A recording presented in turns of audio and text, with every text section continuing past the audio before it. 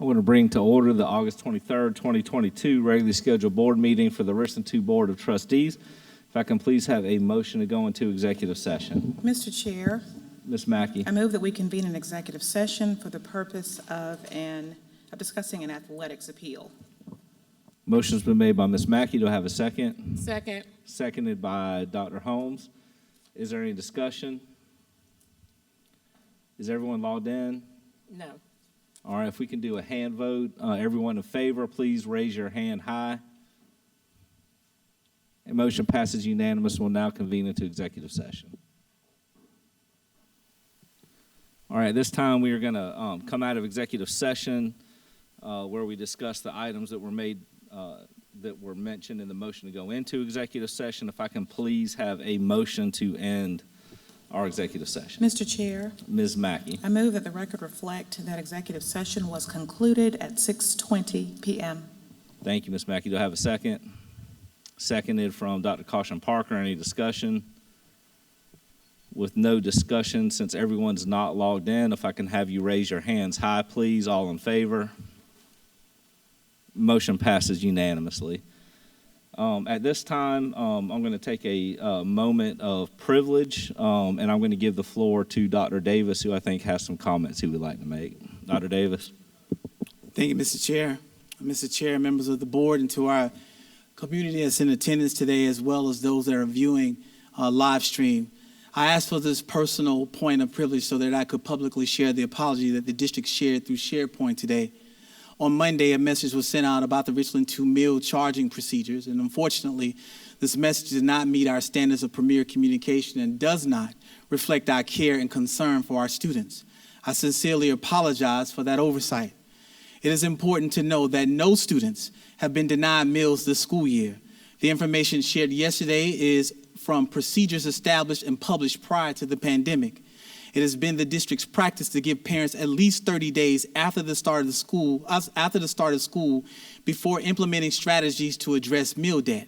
Going forward, we will review all practices and procedures to ensure we help parents avoid occurring large meal balances while still being able to provide students with healthy meals at school. Some of you may be wondering why we cannot offer free meals to all students. School districts providing free meals to students this year are most likely participating in the Community Eligibility Provision. CEP is a powerful federal program that qualifies a district to provide meals to students at no charge if the district is at or above the 40% identified student percentage, also known as ISP. That is the rate that is calculated at the state level. This is different from the poverty rate index. Richland 2, as of 21-22, was at 26.9. We do not qualify as a district, but 4 of our schools do and are participating. Again, we offer our deepest apologies for yesterday's message and want to reiterate the following important reminders. The waiver for the federal government that allows Richland 2 to provide free meals during the last 2 years has expired. If you remember, the waivers allowed for all students to receive free meals, regardless if they were free or reduced, or if they did not qualify to receive the federal supplement to be free or reduced.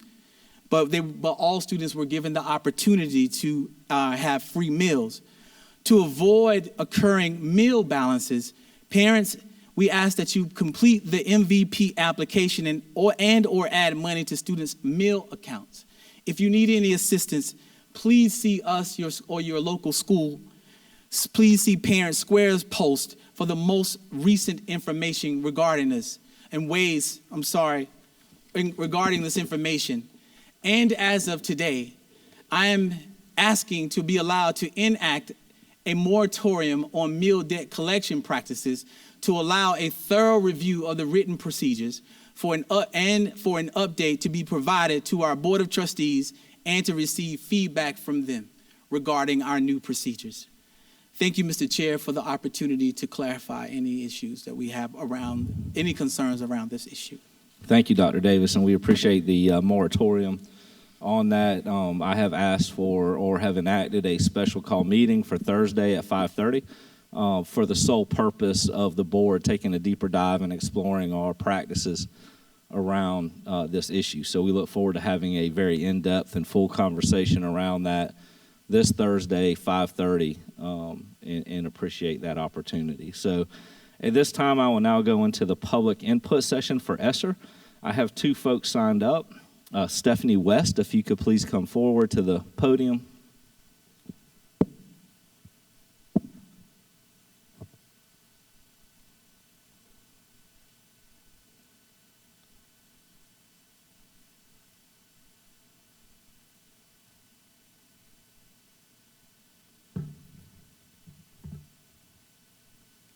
Good evening, Chairman Manning, board members, and Dr. Davis. I am Stephanie West, a Richland 2 parent and employee. When asked about a recommendation regarding the allocation of ESSER funds, I would like to first recommend that teachers and administrators collaborate on creating a spending allocation plan that will truly meet the needs of each student and each school. But how can we use these funds, to best serve our students? Each middle school would benefit from at least 2 reading specialists in order to meet the needs of students not reading on grade levels. Dyslexia screening is needed for all elementary students by the 3rd grade to address reading difficulties early on. Additional extracurriculum courses and teachers are needed in the middle schools to expand our students' exposure to the possibilities of college and career. Like many schools, the hiring of additional social workers is desperately needed to ensure our students' mental stability, especially when the National Association of Social Workers recommends a student-to-social worker ratio of 1 to 250. Approximately 6 out of every 10 students in Richland 2 are living in poverty. Teachers need professional development to ensure we are doing our best to meet these students and their needs. Enrichment activities that extend beyond the school day would provide additional learning opportunities and engagement for students. But we also would need school transportation to allow students the opportunity to participate in these activities. Funding for district content area specialists to form curriculum committee to ensure our curriculum not only meets state standards, but that we provide a premier educational experience for each student. Expansion of the programs, such as the early college program at Ridgeview, to other high schools within the district, thereby affording all students the opportunity of graduating high school with their associate's degree and saving their parents money. And finally, when everyone in the field of education is stretched beyond both our limit and our paycheck, bonuses, longevity stipends, and other incentives in conjunction with community partnerships will help ensure stability in the schools for our babies. I will also email this list to all members of the board, and thank you. Thank you very much, Ms. West. Mr. Gary Ginn.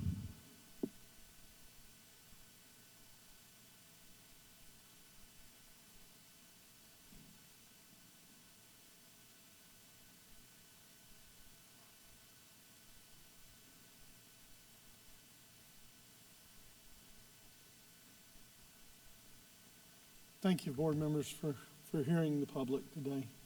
Board members, I'd like to talk to about the ESSER funds. And I think seeing as we have a problem with lunch, providing lunch for kids, I think basically a good meal, these ESSER funds would be good for funding a lunch program and would last a long time. Also, we still have schools that have teachers, no teachers, with substitutes and teachers and people that are filling in for teachers, and that we don't have enough teachers as it is. Why should we spend money? Should we spend money on other social and equality programs when we don't have enough teachers to teach our kids? So basic $31 million will go a long way for funding a school lunch program. And by the way, how about Ms. McFadden's idea for next summer? How about let's have a school program where we can have these kids involved in basketball or some kind of sport or outdoor activities to where we can keep them out of trouble. Thank you. Thank you, Mr. Ginn. I have no one else signed up, but if there's anybody else who would like to speak on the ESSER funds, please come forward now.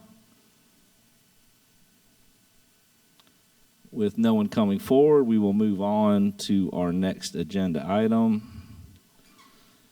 which is the inspirational moment and the Pledge of Allegiance. I believe we have the RTC program at R&E with us today. Thank you, and I'm going to turn the mic over to you. All right, thank you very much. Dr. Davis, distinguished board members and guests, I am Captain Doug Walker, the Senior Naval Science Instructor at Richland Northeast High School. And I've been invited here to speak to you a few minutes about our program at Richland Northeast High School. And I'd be remiss without thanking Mr. Mark Sims, our principal.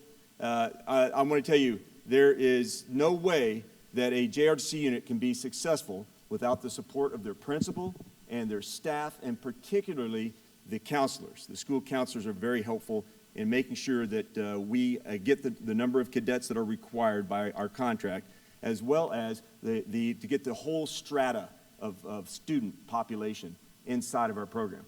We're not just a program for the outstanding student. We're not just a program for the student that needs help. We're a program for every student. And so they do a very good job at our school, and that, frankly, is why Fred Gaston and myself came here from other schools, because we wanted to experience that kind of support.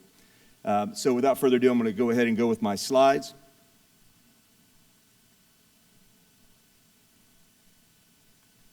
All right, this is me and my teaching partner, Master Gunnery Sergeant Frederick Gaston. Both of us have a combined total service experience of 60 years. We have both served our country both in combat and at peacetime. Our qualifications are listed here. You can read them yourselves. We've both got bachelor's and master's degrees. We are both committed to our program, and we really enjoy teaching JRTC. Our mission for our program, you'll notice that there is nowhere in that mission statement does it say that I am here and Master Guns is here to recruit students to become service members. That's not our mission. Our mission is to create citizens, to create good citizens. And I think we've been very successful in that mission. Our process is simple. Master Guns likes to say, trust the process. And our process is right here. It's through classroom instruction, uniform inspections, close order drill, and physical training. Those are our cornerstones of the house that we build. Those are the blocking and tackling things that have brought Richland Northeast High School in JRTC program with multiple awards. Since arriving in 2018, we've gone from the most improved Navy JRTC unit out of 650 units nationwide. Master Guns and I are constantly invited to speak and teach at other venues.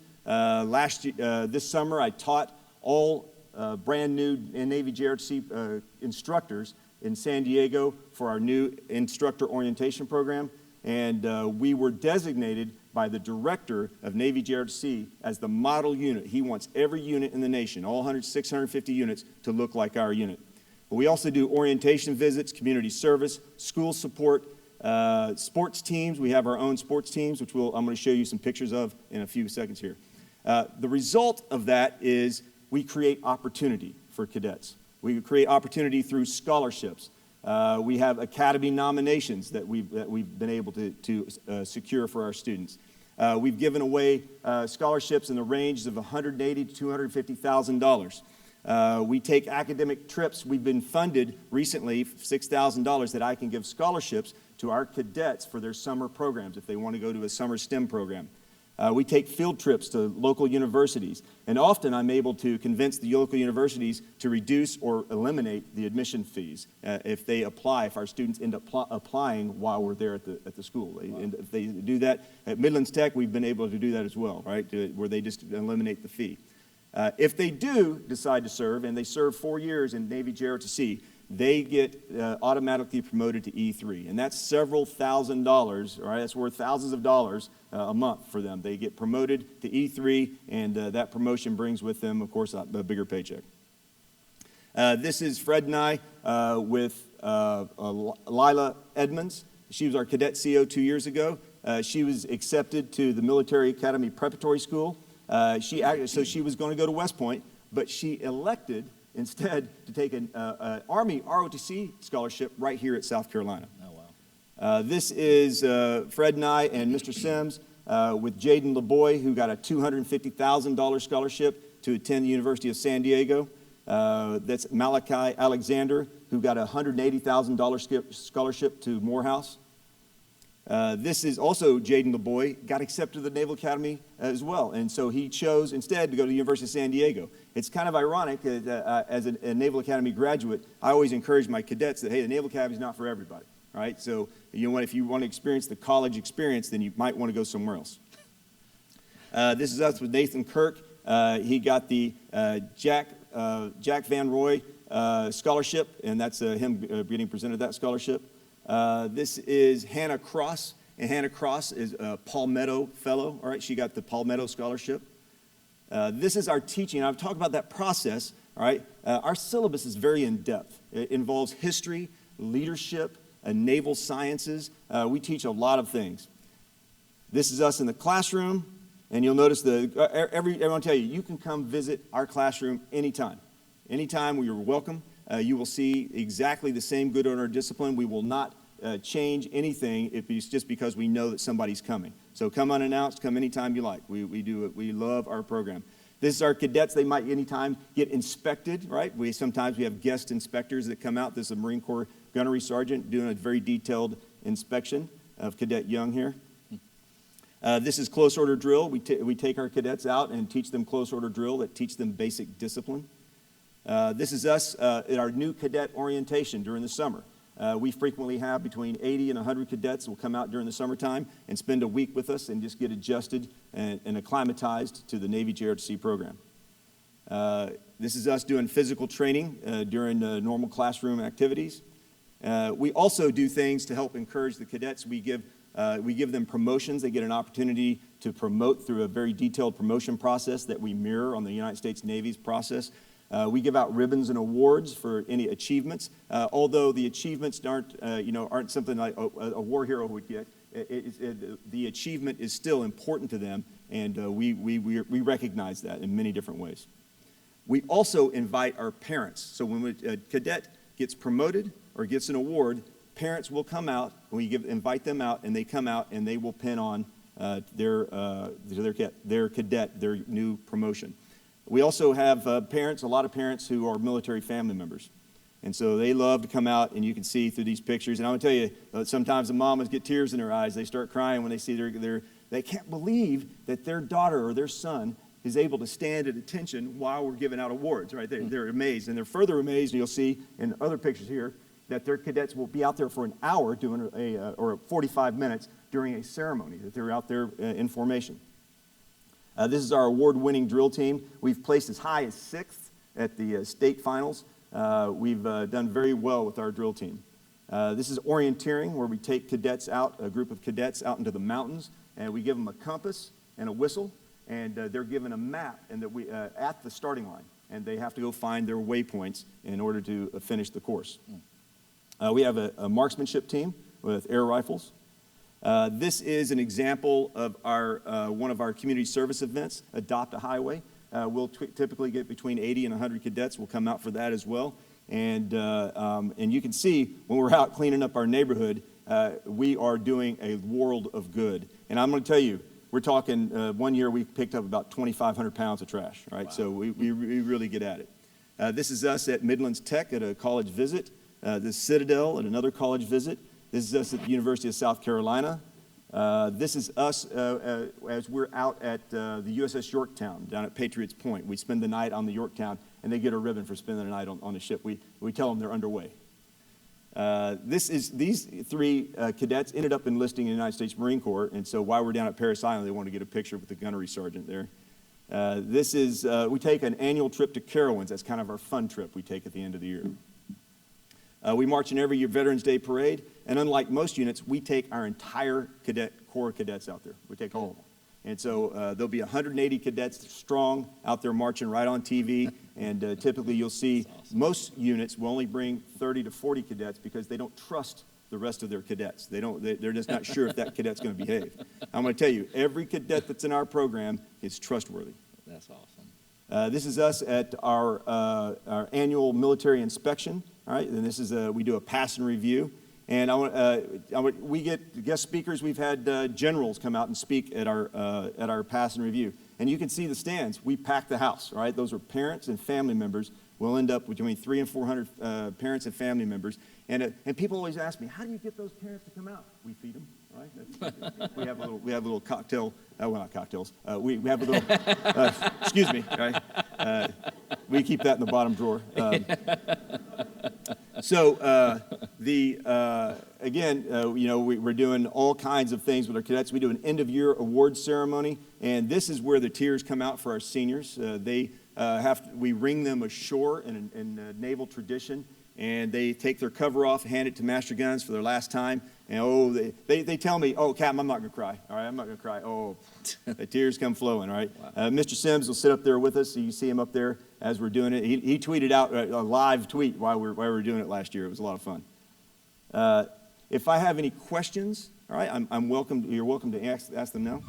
Board members, any comments or questions before we get the presentation of the colors? Dr. Scott? I don't have any questions. I want to say thank you so much for sharing this presentation. I've been on the board 10 years, and I've never had someone to come in here and actually talk about and show the greatness that you guys do. We see you at the football games, and we know that you're doing this community service, but now to witness this is outstanding. Thank you for what you do and what your officers, cadets do, and I look forward to coming to visit. I was a private Benjamin in ROTC in college, didn't last quite long. But of course, my father is former military. So just thank you for what you do, and I look forward to being a part of the JROTC at Richland Northeast. So thank you so much. Thank you. Dr. Holmes? I just want to say thank you so much for what you're doing. I'm right here. I see you looking around. Y'all's nameplates are mixed. We got you mixed up. That's why he's confused. Oh, am I not me tonight? Oh, you? Okay, I'm different tonight. But anyway, we'll change later. But anyway, thank you so much for what you do. I love, love, love the ROTC program. As a former counselor, I used to love, and I'm glad that you gave the counselors kudos because it is a lot of work to make sure that you all get enough recruits. So congratulations to your counselors for that also. But I'd like to say that I love the fact that you mold young people, that you mold them and you make them become what we need them to be successful in society. So I'm always going to stand, I'm a military brat myself, so I'm always going to stand firm with the military and exactly what you do. And if you ever need me to come out via contest or just come out and see something, please just feel free to always invite me. But congratulations for what you do, and thank you. Thank you. Ms. McFadden? I just want to say thank you so much for coming out here. When I was in high school and in college, I was in JROTC. My kids actually at Spring Valley, they do it as well. So I love this. This is great.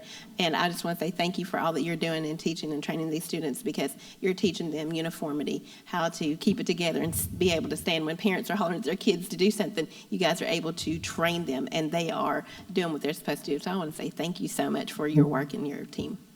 Yeah, thank you as well. And you guys get the coolest titles, Master Gunnery Sergeant and Captain and things like that. But we really appreciate the work that you do. This district has always been extremely supportive of our JRTC programs. And when we opened up Westwood, I remember we had to do a little bit of work to fight to make sure they had a program as well. So thank you for the lasting effect you have on these young folks, as everyone has mentioned. And with that, we look forward to the next part of presentation of colors. Okay, please join me in welcoming your very own award-winning Richland Northeast NJROTC Color Guard.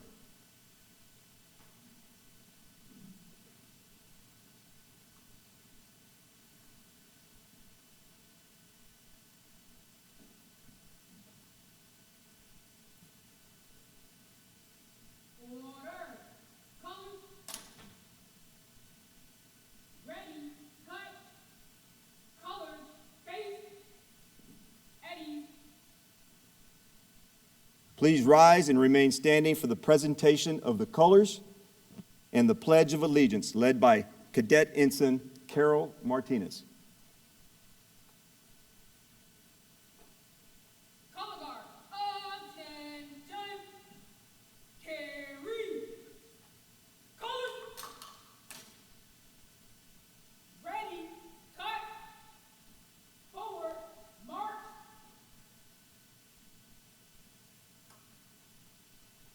colors, hope, present, colors. Would everyone please join me in the Pledge of Allegiance? I pledge allegiance to the flag of the United States of America and to the republic for which it stands, one nation, under God, indivisible, with liberty and justice for all. Carry. Colors. Ready. Cut. Countermarch. March.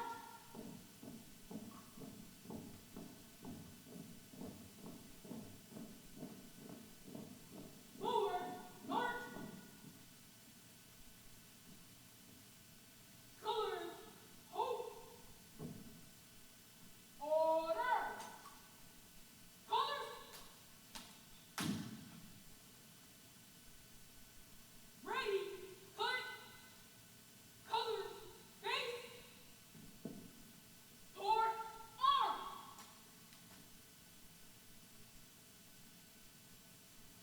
Forward, march. Thank you very much. Thank you.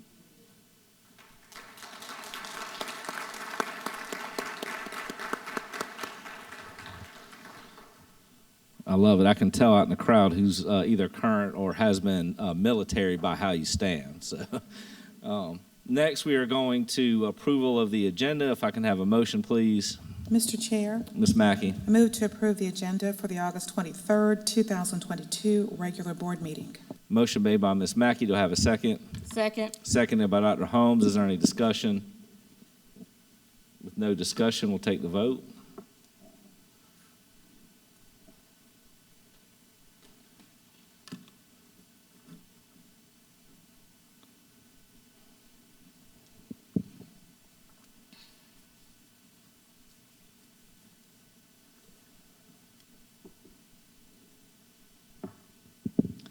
Motion passes 6 yes, 1 no. We will now move on to the consent agenda. Again, if I can have a motion. Mr. Chair, Mrs. Agostini, I'm going to ask that we break up the consent agenda, please. in its entirety or pull out one section? Actually, I have concerns with the minutes and the 6.2 and 6.3. Okay. Well, we will move to 6.2. Approval of the minutes. Do I have a motion? Mr. Chair, Ms. Mackey. move to approve the minutes from the previous meeting. Motion made by Ms. Mackey. Do I have a second? Second. Seconded by Dr. Holmes. Do we have any discussion? Mr. Chair, Ms. Agostini. and I'm sorry, I'm having a hard time pulling this up quickly enough. I have concerns with the minutes from last meeting. When you look at it on executive session, when we first make, if everybody will go back and remember too, we were in error, made the wrong motion to go into executive session. And the correct motion is stated first, and then the incorrect one is stated second. So that they're flip-flopped. So that's not consistent. And again, we have the same problem for the approval of the agenda. When I first made a motion to remove item 8.1, that was the initial motion, but that is not reflected accurately in the minutes. What's reflected or how it's printed is to approve the agenda, which was not the first motion made. So they are not accurately reflected. Okay, so Mrs. Agostini, would you like to make a motion to amend the minutes as presented? Yes. So I move to amend the minutes to reflect, and I apologize to everybody because the print is very small and not very clear.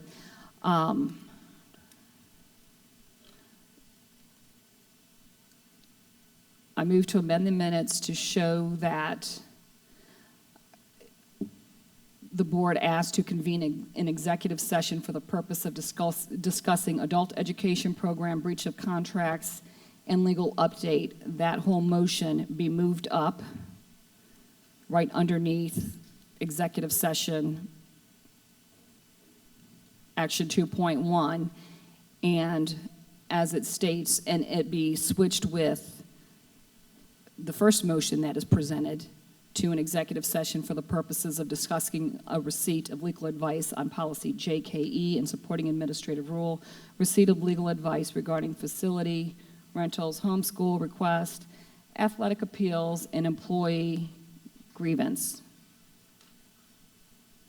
be moved down.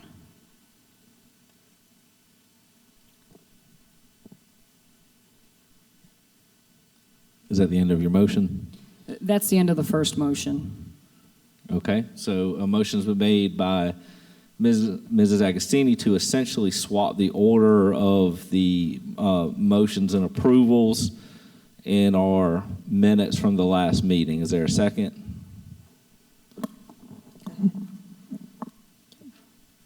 I'll second. Seconded by Mrs. McFadden. Is there any discussion? I do have a question. Ms. McFadden? Lindsay, are you talking about 6.2? No, I'm talking about for the meeting that was the August 9th meeting, under executive session, action 2.1, public session will be recessed, and the board will convene an executive session. The first motion that's stated was actually the third motion that was made. Ms. Agostini, I think she's asking, it's item 6.2 on our consent agenda is what's being discussed. Oh, yes, I'm sorry. I misunderstood the question. Is that what you meant, Ms. McFadden? So under 6.2, if you look at the view minutes for the August 9th meeting, within that, Mrs. Agostini is asking to swap the order of the motions that were made in the approval to flip the order. Okay, so that's your second. So you have any other discussion? And Mr. Chair? Yes, I'll Ms. just point Agostini. out, because the way that it's presented in the minutes, right below the initial, as it's posted in the minutes, I move to reconsider the motion that was previously made for executive session, then that would reflect that the actual correct motion was incorrect, if people are following.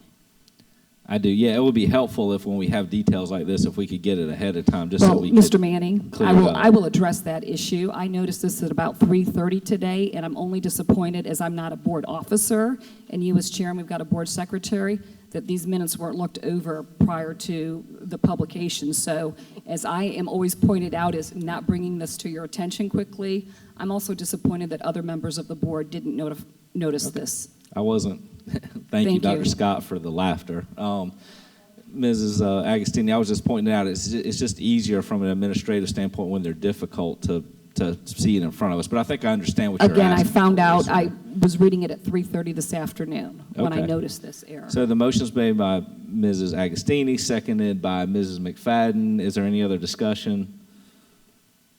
Dr. Scott, you have a discussion point, or are you just looking at me?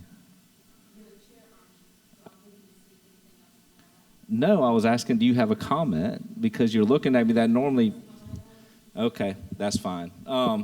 With no further discussion, we'll take the vote on that motion.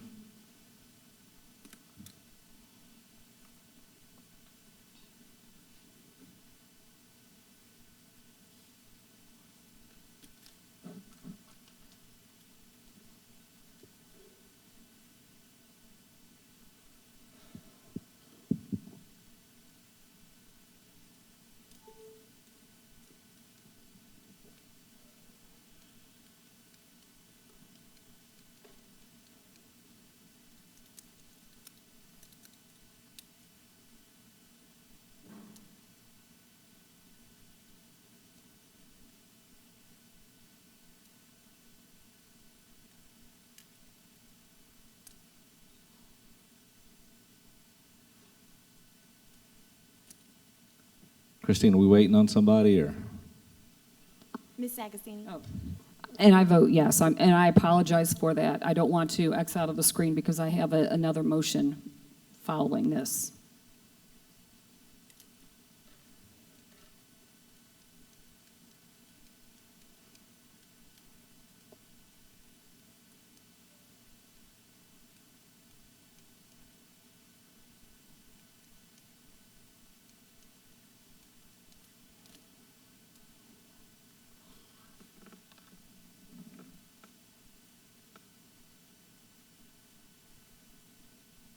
Motion passes unanimously. Mrs. Agostini, you had another motion. Yes, thank you, Mr. Chair. I move to swap out under Section 4, approval of the agenda, the first motion that is presented on the minutes to approve the agenda for the August 9th, 2022 regular board meeting, and swap that out or put it below the motion. I move to remove item 8.1 from the agenda and postpone the vote until the August 23rd, 2022 meeting and approve the remaining agenda.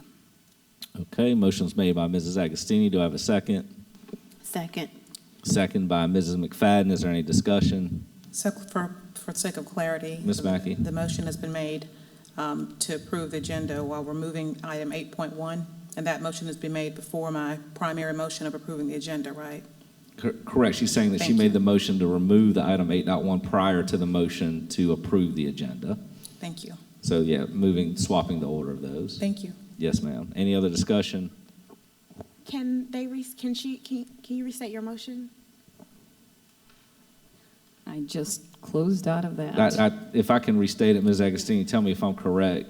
What she would like to do is the statement, I move to remove item 8.1 from the agenda and postpone the vote until the August 23rd, 2022 meeting and approve the remaining agenda, and that vote be moved in front of the motion that says to approve the agenda for the August 9th, 2022 regular board meeting in that motion approval section. So she wants to flip the order of those two items under 4. Is that, Christine, is that okay? So you want to swap item 8.1 with what? No, so under section 4, approval of the agenda, where what is now the first motion under that says to approve the agenda, that should move down below the other motion that was made to remove the item 8.1. Yeah, I'm lost. I don't. I mean, with clarification All to right, that, hold on. we've already approved the agenda. How can that be? Can- Help me with that. Well, can I just, I'm just going to, Christine, I'm going to come over and show you what she's trying to accomplish.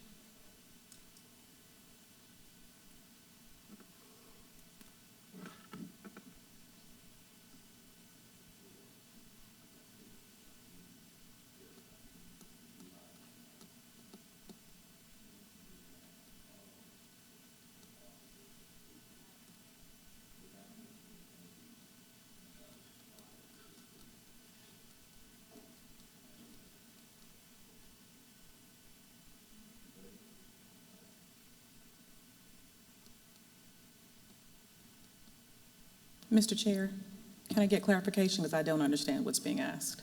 Ms. Mackey? I'm thinking it has something to do with approving the agenda, which we've already approved, so help me No, understand. this what was for the, one this is for the minutes for the other The minutes. meeting. This is for Gotcha. the minutes for the other meeting.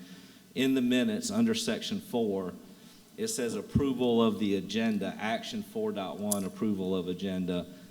And Mrs. Agostini made a motion to remove item 8.1 prior to the full approval of the agenda. I've got it. I thought we were on tonight's agenda. No, now. we're Didn't on, realize this, we were this still is on that. for minutes Got for it. the previous meeting. Got it. Thank you. Yes.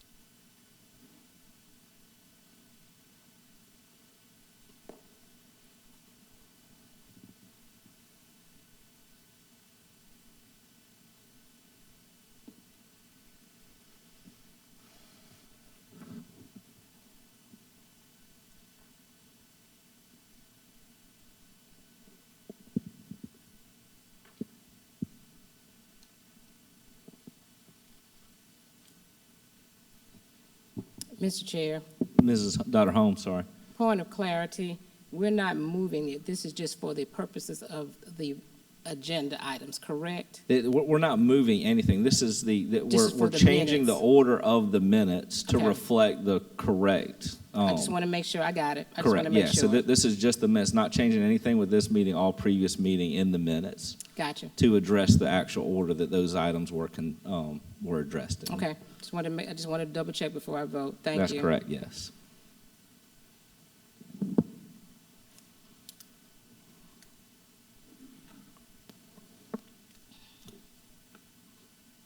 Mrs. Agostini, you're voting yes?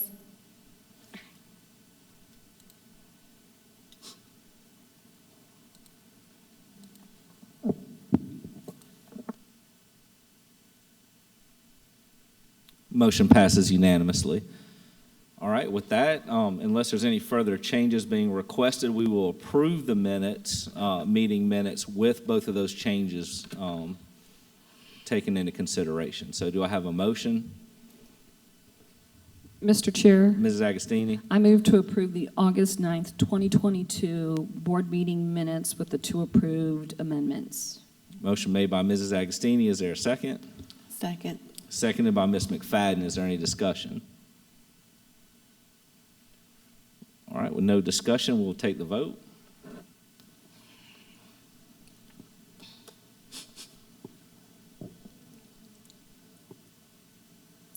What's that? There was a motion on the floor. My motion there on was a- oh, my I'm motion on the sorry. floor was to approve the minutes. I'm sorry. Was to approve the agenda, and I'm happy to modify that if necessary to reflect those There- amendments. Yeah, my bad. I apologize for getting twisted around that. There's no need to adjust it. We had the two modified motions that we approved. Then so I'll we're- need to withdraw my motion. No, you don't have to withdraw. It's fine. The modified motions made by Mrs. Agostini will automatically be taken into account. But my motion was made, it was moved and seconded, so does it not need to be withdrawn? No, that's still a because the motion on motions floor. were secondary to I the got you. primary motion, so it automatically will be reflected. Not a problem. Thank you. Thank you. So again, I apologize for asking for a second motion when it was already on the table. Okay.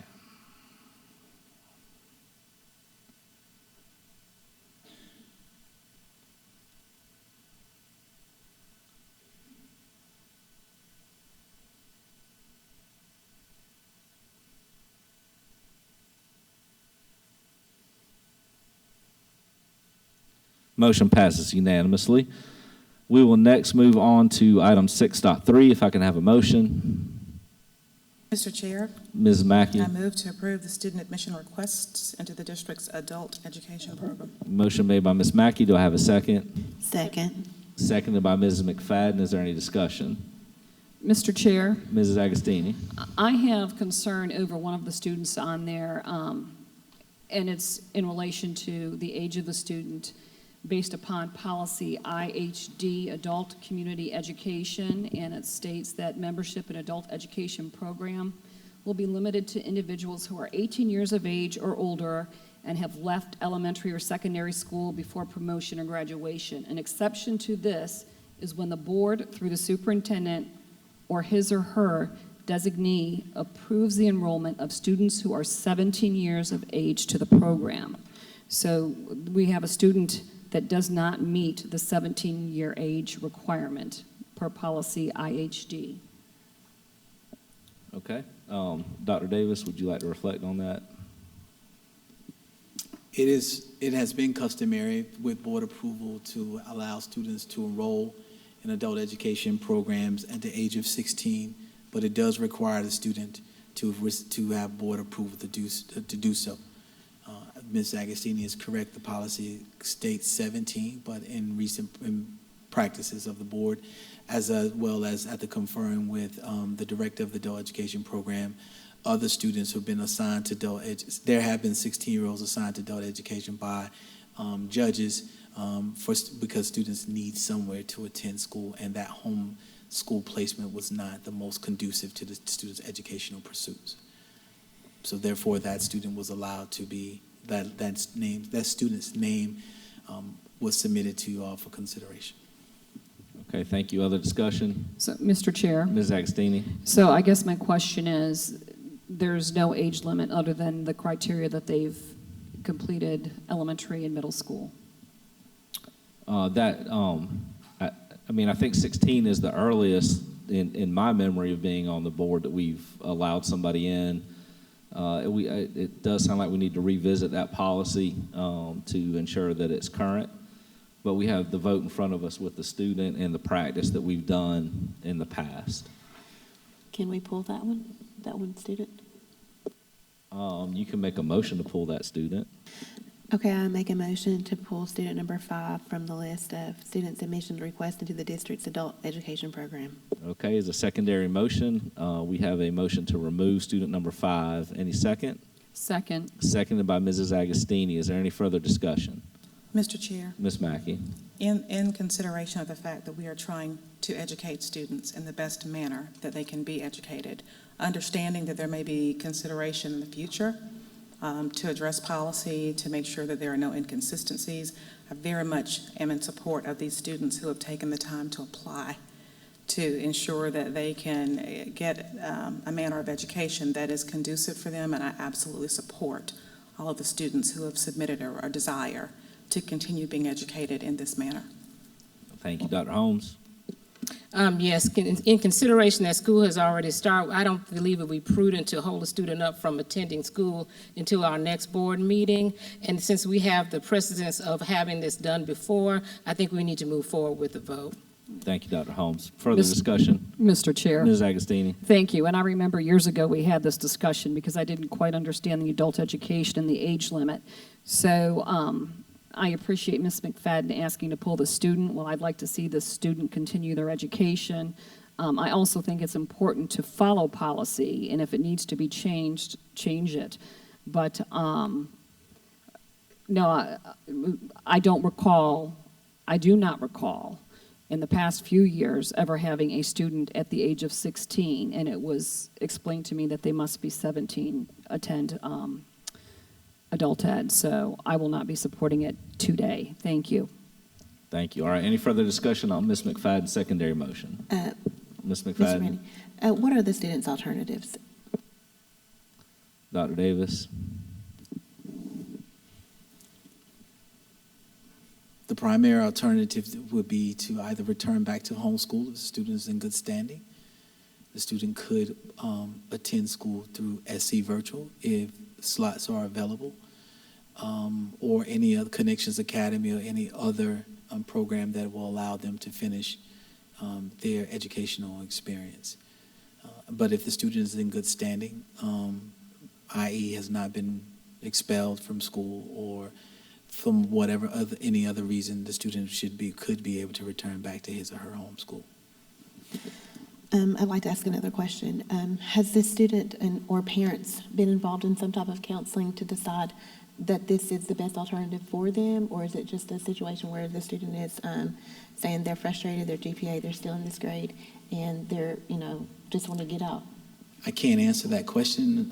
I'm not aware of whether or not, but in practice, typically when we have a student this age that's being that we are referring to adult ed, the parent and the student have been involved in that decision, and oftentimes the parent is in support of that. But I can't answer that question about whether or not they received counseling prior to this decision being made. One last question. If by chance this student does not get enrolled into the adult education program, would they be able, if applicable, be able to start in the second semester, the spring semester, if we're able to get counseling, those kind of things, and see? Because at this age, 16 is kind of young to make that kind of decision, because they still have a few more years to complete their education, depending on their situation. If there's a discussion to be had and, options available, like Connections Academy, some other alternatives like that, would it be possible to perhaps postpone it or get them enrolled in the second semester or spring semester of adult ed or regular school? I think anything is possible. I believe at the age of 16, the student also has the ability to determine or decide if they want to continue school. And this is an opportunity to allow the student to get a GED or diploma. By not granting it, is a possibility the student could decide, I will drop out of school because this is an option this is an option that's presented to me. So we are providing the student with an option and that they agree with in order to allow the student to pursue or continue their educational experience. So a decision could sway the student to just simply drop out of school if the homeschool environment is not conducive for them. Mr. Chair? Mrs. Mackey, I'm sorry. Yeah, final question. I do know that we've talked this evening about other variables, and they are just that. They are if-then scenarios. They are variables. We don't know what will happen if the student is not there. And I wanted to be mindful of the fact that everyone who has submitted an application for adult education, it's called continuing education, adult education, for a reason. There are students who have their reasons that we may or may not be privy to. Someone is privy to that, not at this level, as to why they have chosen to continue their education in this manner. So I know that there are lots of variables on the table, but those are variables and not guarantees. And so I do want to support the students' tenacity and desire to continue being educated in a manner that is conducive for that student, considering the fact that I don't know what that student's situation is and why they've opted for this. And that is between that student and their parents and the folks who have been a part of the application process. Thank you. Dr. Holmes? Yes, having been a school counselor, I know usually when you see a student that's 16 years old that applies for adult education, there are circumstances that would warrant them wanting to do that. Some of them may be, as you said, the prevention of them dropping out of school altogether. I think that I understand that that's a young age, but I think that that has been vetted probably through their parents. And I think we have to be careful about second-guessing students and their parents and the decisions that they make for their child, because we have to understand that there are mitigating circumstances within households that are personal for people. We are not always privy to their personal reasons, and we should not be interfering in that. If they've made that request, I think that we should grant that, because as we said, it is a continuing education. They can go on and go to college to do everything else that they can through adult education. And I don't think that we need to be second-guessing what's best for students who make decisions within their home. Thank you. Other comments? Mr. Manning? Dr. Scott? Yes, I will be supporting the student to attend adult education, but I want to be mindful that we pick and choose when we want to follow policy. And the policy states that the student should be 17 years old, but our practice is, and I've been on this board for a decade now, and we have practice where students can be 16 years old. So I would like to see us go back and revisit that policy so it can be in line with our practice, because that's when we have these double standards, when we pick and choose whether we're going to go with practice or if we're going to go with policy. Because I believe in giving everyone a second chance, to have this student to apply for adult ed, to me, that's a second chance. And I want every student to be successful. So I'm going to comply with practice. But since we are policymakers, I would like to see us start complying with policy. Thank you.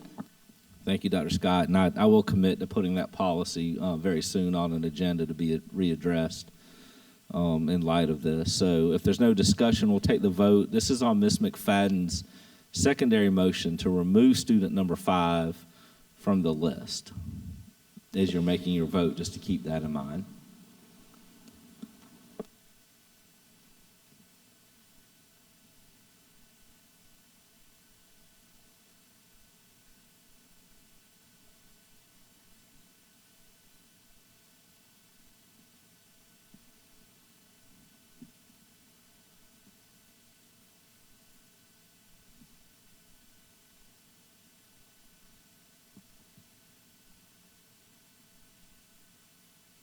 Motion fails 2 yes, 5 no.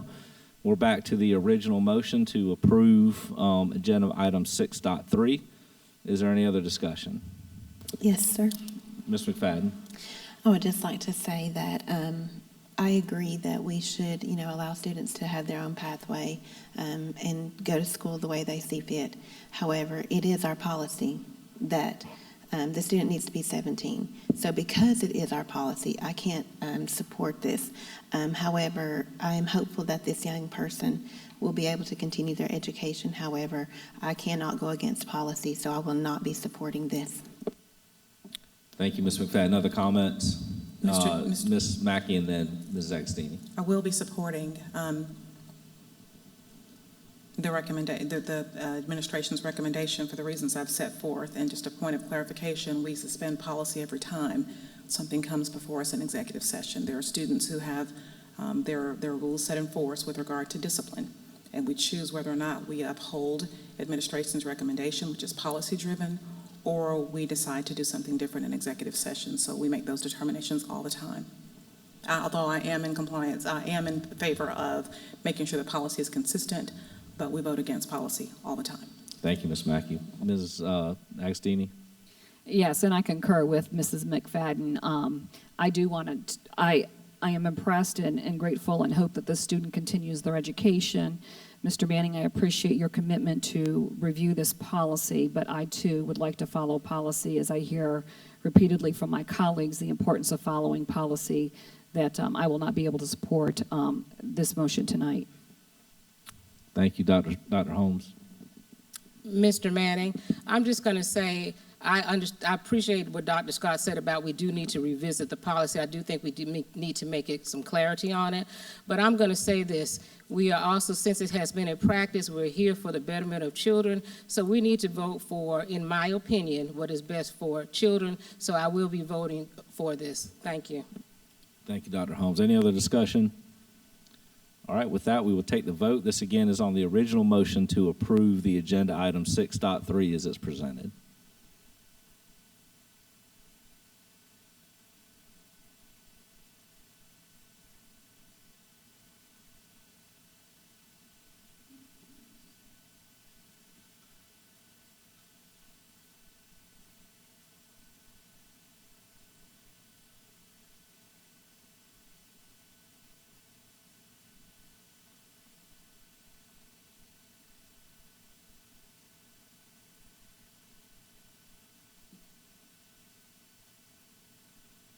Motion passes 5 yes, 2 no.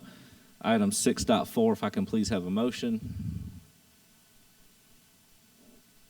Mrs. Mackey. I move to approve the employment recommendations, releases, and in-district transfers as presented by administration. Motion made by Ms. Mackey, seconded by Dr. Holmes. Is there any discussion? With no discussion, we'll take the vote. You have to do a hand vote. This is for information. It's not an action item. Oh, 6.4? Okay. So you want us to do a hand vote for it? Okay. All in favor, raise your hand. All right, motion passes unanimously. We'll now move on to item 7.1, public participation. I have Mr. James Mobley signed up. If you would please come forward.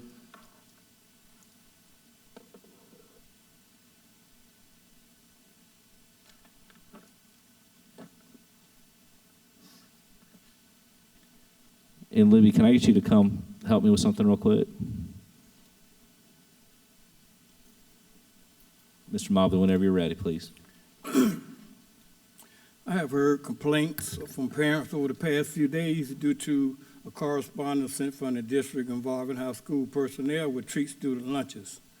Our district is urging our lunch personnel to discard lunches out of the view of children and instead discard food out of the view of students.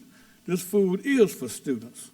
For the last 2 years, the district has served the entire body free lunch due to pandemic protections. Those protections have expired, and we have reverted to an old model that I believe does not work for our families and our students. The pandemic brought some recent changes in how we do business. Yet this policy of evaluating students' family structure to determine their eligibility for free or reduced lunch is antiquated. I propose that our school trustees and administration find a way to keep the policy of feeding all kids, regardless of their family's income. It should not matter whether a kid is poor or rich, black, white, or whatever their status may be. All that matters is the educational setting particularly among responsible and caring adults, is that we make sure students are nourished. Having a district-wide policy of making food free for all kids take the stigma away from feeding children. Who is eligible for, or not eligible for receiving food should not be a concern of any parent. We have allowed the feeding of children to divide us among socioeconomic status. The district does not need any more divisions. Education should not only be about feeding the minds of our students, but we should also be concerned about ensuring our students are being provided with nutritious meals. No student should have to worry about if they are going to eat on any day that they are in one of our schools. The feeding of children is not a political question, nor should it be a divisive one, but one that speaks to our shared values. Contrary to many within our district, there are too many families that are facing food insecurities. Many of our parents are already struggling with the inflated cost of food. By maintaining a district-wide policy of free lunch for all students, we are not only destigmatize the feeding of students, but we can help provide parents with much-needed relief. Once I'm elected, one of the things that I will fight for is that our district treats children like children. We should not be rationing food to kids based on whether they are poor, middle class, or rich. We educate kids despite their socioeconomic status, race, disability, familial status, etc. Therefore, we should not hesitate to feed all kids despite the economic status of their families. This is not a radical idea, but one of our shared values. And when I am elected, I will fight for all of the students and families that deserve better from our district. Thank you very much. I next have Miss Melissa McFadden, if you please come forward.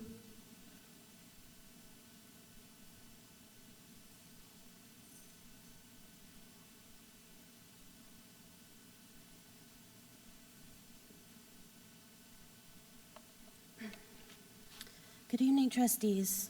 My name is Melissa McFadden, and I have 6 kids in this community. Tonight, I would like to address an email and other documentation received by a Freedom of Information request showing evidence that access to the online gofollette.com website from our school media centers was intentionally changed. Here's a quote from the email that was sent to the media specialist in the district. Quote, Richland 2's chief academic officer has asked that we remove guest access to our library catalog to prevent access by anyone outside of Richland 2 who may have malicious intent in searching our library collections, end quote. Do you know that this site is accessible to other districts without the need of a student ID or password? How is searching a school library online to see what is in the school library and what taxpayers fund be considered malicious intent? Is holding our schools and district accountable now considered malicious? Access to public libraries should be public information, period. I'm also aware that the SC Freedom Caucus has also requested an investigation into this. So now the district has 3 investigations open. The governor, inspector general, and now the Freedom Caucus. At this time, I'd also like to announce that I'm running for House Seat 79, which covers the Summit, Lake Carolina, and surrounding areas. I'm looking forward to November's election. Again, my name is Melissa McFadden. I thank you for your time. I next have Mr. Gary Gann.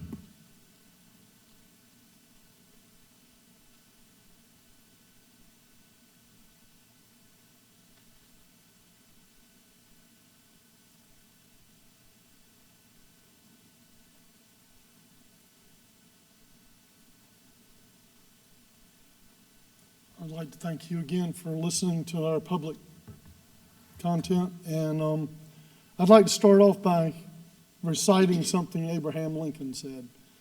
How many legs does a dog have if you call the tail a leg? Well, he still has 4. Saying that the tail is a leg doesn't make it a leg. A dog only stands on 4 legs.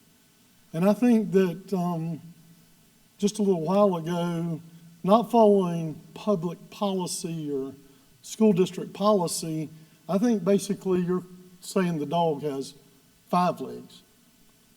Our Constitution was made for a moral and religious people. It is wholly inadequate to the government of any other type of government. And that was John Adams, who basically was the author of part of the First Amendment, which says all people have a right to free speech and religion. Well, we have a administrator that sends out letters to teachers and people, employees, that basically says a teacher can't wear a cross around their neck if anybody can see it. We also have an administrator that says that if a student comes up to a teacher and asks the teacher about what religion they are, or ask her religious questions, or him or her, that they can't answer that question. Well, now that's, last time I checked, it's freedom of speech and religion. So what part of the Constitution are the school district violating when we have teachers put under pressure and sent stories or stuff online that says that we can't have freedom of speech and talk about our religion? Well, I don't think our country was founded on just government.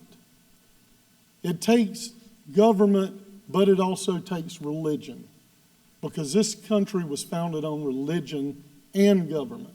And our government needs people to be ethical, moral, and trustworthy. And I don't think our district is being either or all of the above. Thank you. Next, I have Nandini Basavaraja. And if I mispronounce that, please forgive me.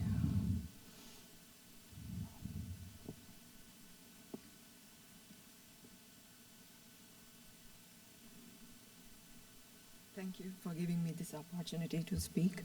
I would like to request for early child development programs in public schools for the age group of 3 to 4, between 3 to 4. The reason is there are so many daycares which are closing.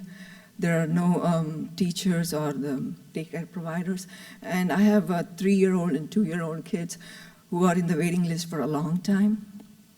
And I have to return back to work, and I'm not finding any daycare. So then when I realized even the public schools can provide the same facility which the normal private daycares can provide, so I thought I would put forth this request where you could start early child development programs in public schools for the age group of 3 to 4. Because I think kids at the age of 5 is when they start pre-K or normal school. So for age group of 3 to 4, if we could start early childhood development programs in public schools, it would be a great help. Or increase more in the schools. Okay, thank you very much. Yep, thank you. Mr. Gus Philpott.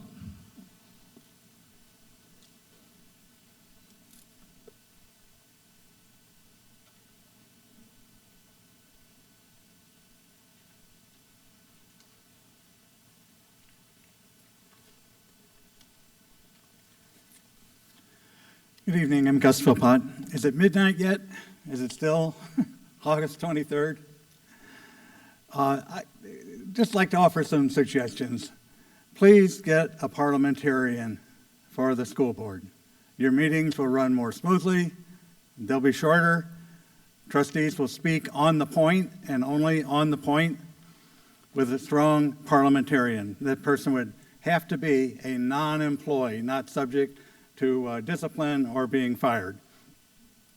Also, I'd like to suggest you figure out what the delay is when you vote on a motion. How much time is wasted at these meetings waiting to see the result of a vote? You might be interested in watching the meetings of the Richland County Council. They run so smoothly, so quickly, and professionally. On August 9th of this year, Richland 2 employees learned that the district is under attack, that administrators and teachers are under attack, externally and internally. Not only is that incorrect, it's emotionally inflammatory. Today, it is not uncommon for some to claim that they are being attacked when the case is that they just don't like it, when others don't agree with them, and then speak up about it. I'm going to shorten my remarks tonight. This is already a meeting that is far too long. The district, the administration, the board, and the teachers are not under attack. The dangerous policies are not liked, but you're not being attacked, either externally or internally. I yield the rest of my time. Thank you. That concludes our public session, public participation. We will now move on to our voting items for executive session. 8.1, the athletics appeal. If I can have a motion, please.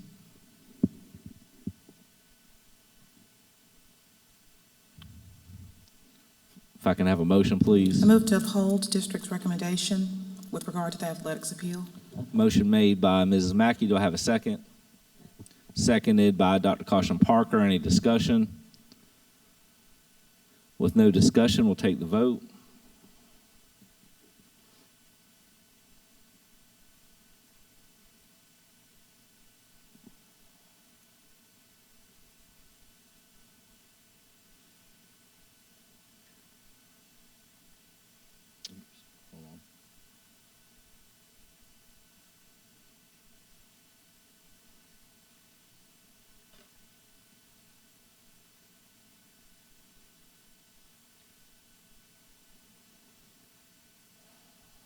Motion passes 5 yes, 2 no.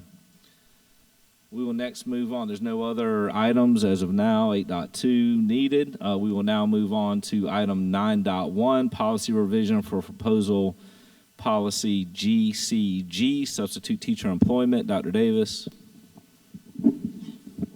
Thank you, Mr. Chair. Mr. Chair, members of the board, as well as our members of our Richland 2 family who are here in attendance with us today, we are asking for an action item, a recommendation to approve the revisions made to policy GCG, substitute staff employment.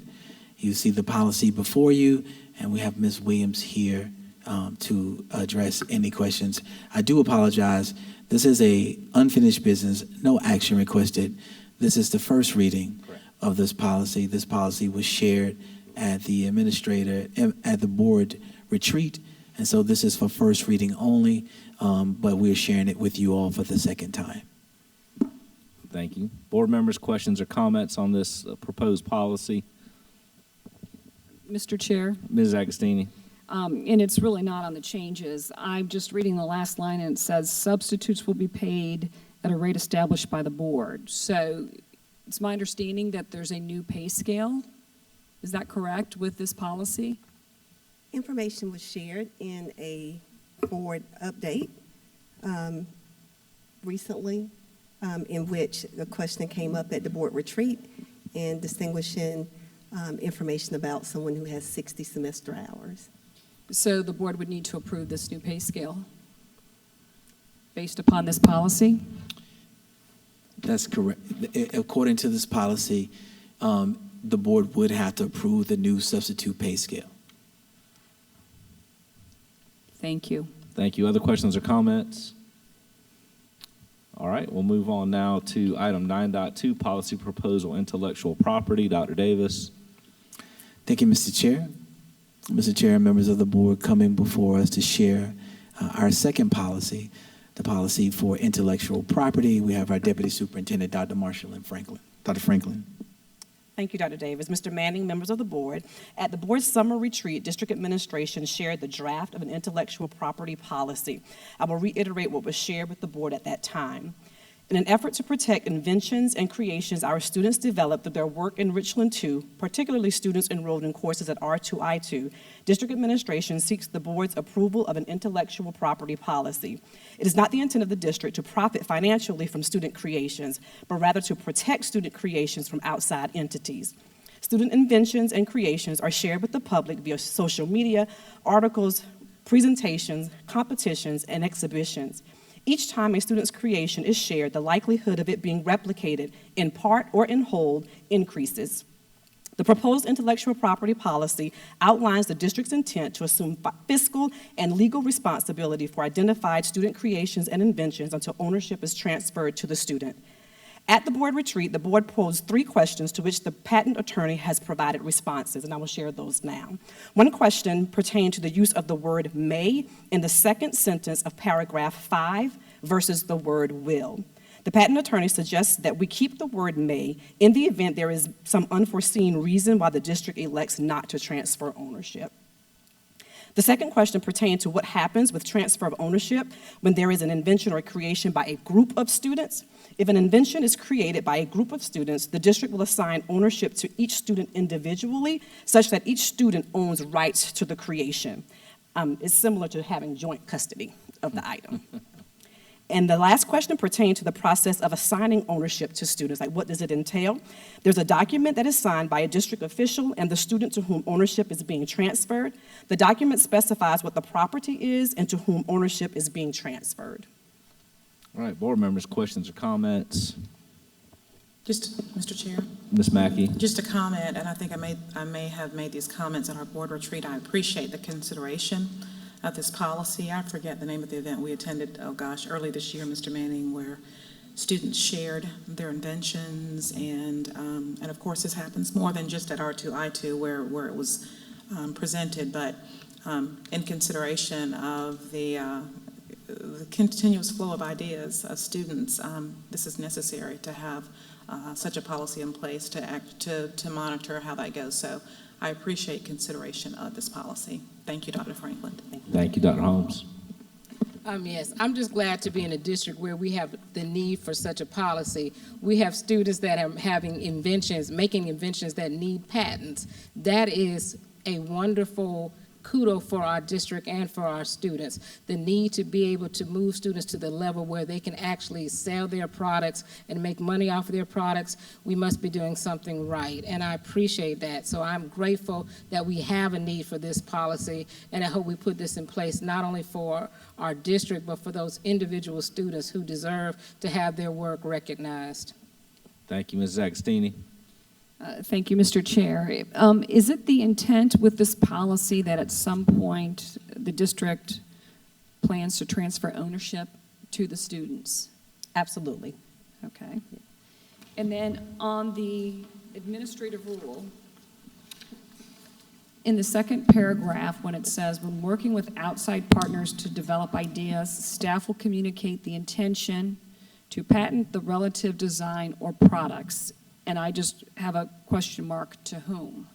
To the outside partner. So for example, if we have a group of students who is partnering with Dominion Energy, at that time, it would be communicated with the partners with that organization that there is an intent to patent the relative design or product.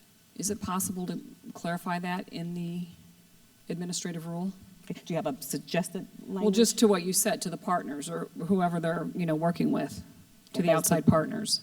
Yes, if that's the will of the board, we can clarify that. It's an administrative rule, so I don't think that we... Can you point that out again, where on that policy, on that? It's on the administrative rule? draft of the administrative rule. It's the second paragraph. When working with outside partners to develop ideas, staff will communicate the intention to patent the relative design or product. Just asking to clarify that we would communicate that to the outside partner. Okay. I'm just a question, Mr. Chair. Isn't that clear, though? The third party is the outside partner. Isn't that clear? I understand it. I just want to be clear, are we only doing this first one, or are we doing both of them in conjunction? Well, if I can, I think we need to address the question from Mrs. Agostini first before we come back to that. Well, we approve the policy. The administrative rule is for administration, but if we have recommendations, this is a time to address that. But we are officially in charge of the policy, not the administrative rule, but we can make recommendations, which Mrs. Agostini just did. So if it's up to the board, I guess my question on that is what if it's more than just to that partner? If there's other third parties that are somehow involved, it might be more than just that one partner that has to be communicated with.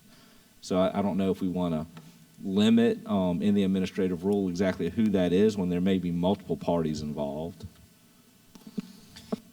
Is my only question, Mrs. Agostini, for changing And I guess that. my question, you're to the point, to all parties involved. But there may be, okay.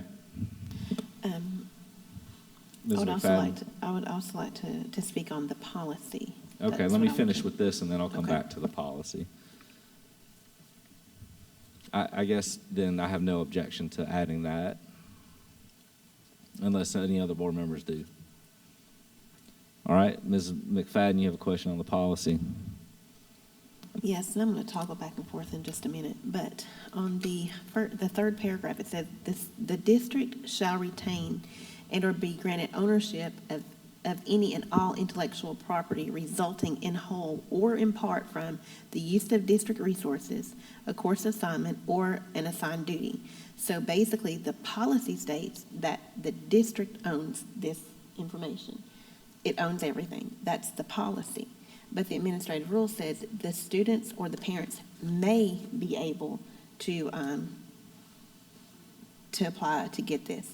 My concern is, and I know that the district, it states that the district isn't trying to get any financial gain from it, but my concern is that the word may, because if the district owns it, they have the option to say, well, depending on the situation, well, no, we own this, we are not going to do this, because the option is may, when the student is the one who actually, with the help of the district and the resources, come up with it. So I would like some language that states that the district only holds it with the full intent that it will be at some point passed on to the child.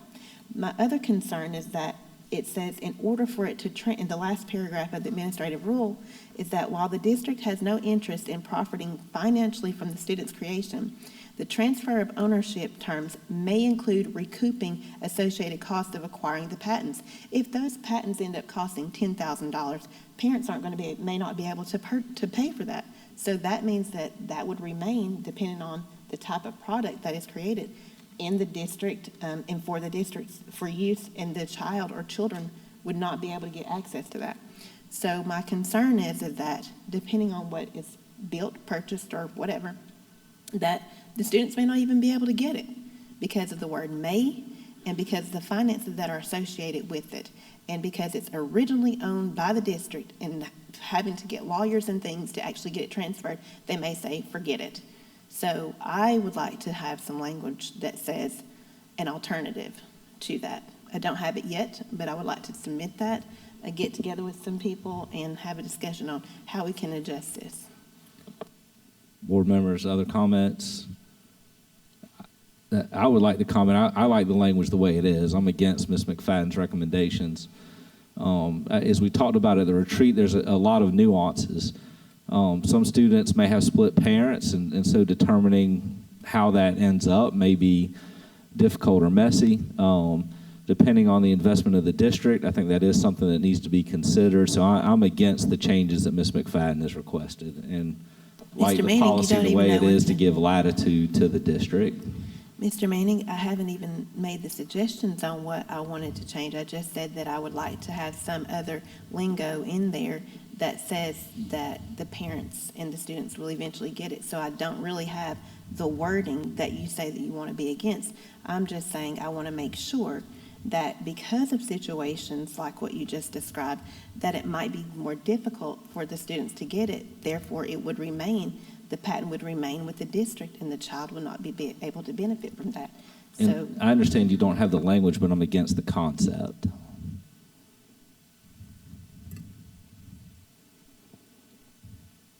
All right, board members, other questions or comments? All right, we will now move on to item 10.1. It's a recommendation to temporarily suspend, and I'm not recommending that we suspend the entire policy. If you will look within the policy, BAA, Board Self-Evaluation, it states that the board will conduct an annual self-evaluation during a special meeting. I'm asking that we suspend that portion of the policy so that we can conduct that during on the 13th, I've recommended that we have our board self-evaluation and we have Dr. Davis's evaluation conducted at that same time so that we can utilize the meetings we have on the record most efficiently. I'm asking that we temporarily suspend that portion of the policy. Can I have a motion? Mr. Chair, Mrs. Mackey. I move to suspend the requirement defined in policy BAA, board self-evaluation, for the board to conduct an annual self-evaluation during a special meeting. Motion is made by Ms. Mackey. Do I have a second? Second. Seconded by Dr. Holmes. Is there any discussion? Mr. Manning, Yes, ma'am. my question is, we're suspending this policy for how long? Because we don't have a date tied to the suspension. So what is the suspension date for this policy? We can suspend it for, if you want to do it for the next month, I'm fine with that. Our annual evaluation would be completed at that time, and then the policy would go back into effect. Yes, I think we need to put some type of deadline on the suspension so we'll know. Would you like to make a secondary motion to make it for the month of September? I'm happy to modify the motion. Okay, go ahead, Modify my motion. Ms. Mackey. I'm happy to modify the motion to say that it's being suspended, to suspend the requirement for no more than 30 days. Well, Just to insert 30 can we do, days. instead of 30 days, would you be willing to do it through the end of September? Absolutely. Okay, thank you. So the motion now is to suspend the portion of the policy that requires us to have a special meeting, and it will be suspended for the month through the end of September. So to help you, Christine, it would be to suspend the requirement, comma, through the end of September 2022, comma, and then the rest of the motion as presented.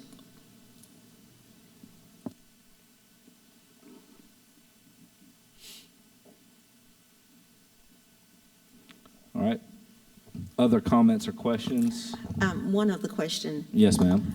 Also, with this board self-evaluation, as we are aware, we're going to have 3 board members who are not running for re-election. Should this also be suspended until the new board members come on, since we know for sure we're going to have 3, possibly 4? So is there any way that we can suspend this until the new board members come on, instead of going through, spending hours on this process and then having to go back and repeat this process again? I considered that, but because it says that we have to conduct it annually, we haven't done it in the last year. Okay. I was trying to stay within Okay. policy to have No it conducted. problem. Okay. If this motion doesn't pass, or you want to make a motion to completely suspend the policy, we could consider that. Okay. Okay? With no other discussion, we'll take the vote at this time.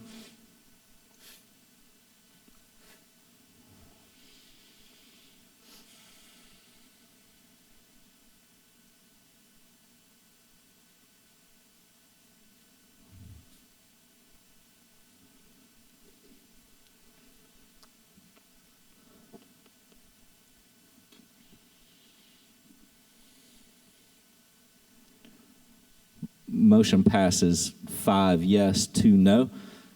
If it's okay with the board, and I've had a request before, can we take a quick 5-minute recess for those of us who've gotten a little bit older? At this time, we will reconvene in 5 minutes.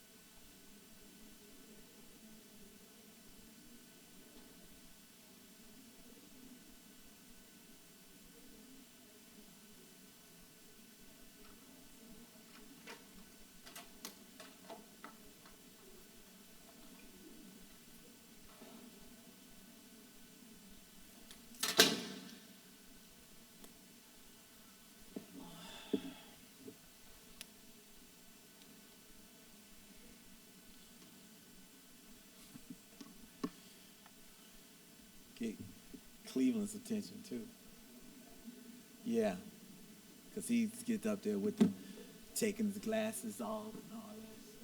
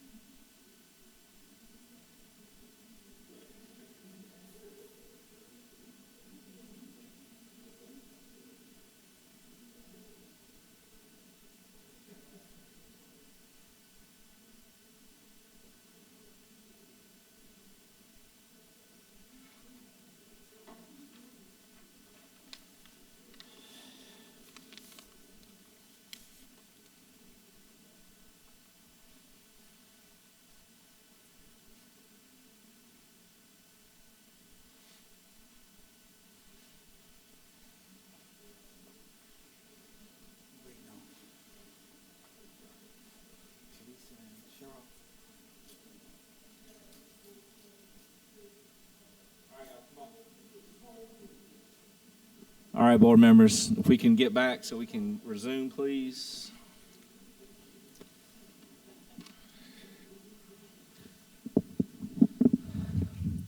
All right, we're reconvening from our recess. We will now move on to item 11.1, an update on the capital improvements. Dr. Davis. Thank you, Mr. Chair. And Mr. Chair, members of the board, we have Mr. Will Anderson, who is our Chief for Operations and Logistics, who will give us an update and status on the Richland 2 bond and capital improvement projects for August 2022. Mr. Anderson. Thank you, Dr. Davis. Good evening, everyone. You got this information along with some other board reports in your agenda, but for the benefit of the public, I'm going to go through this quickly as well. So just as a reminder, we've completed a lot of projects since the bond was approved by our community in November of 2018, which we're very appreciative of and been able to do a lot of good things. So we've done a lot of security projects, a lot of renovations, and have new facilities.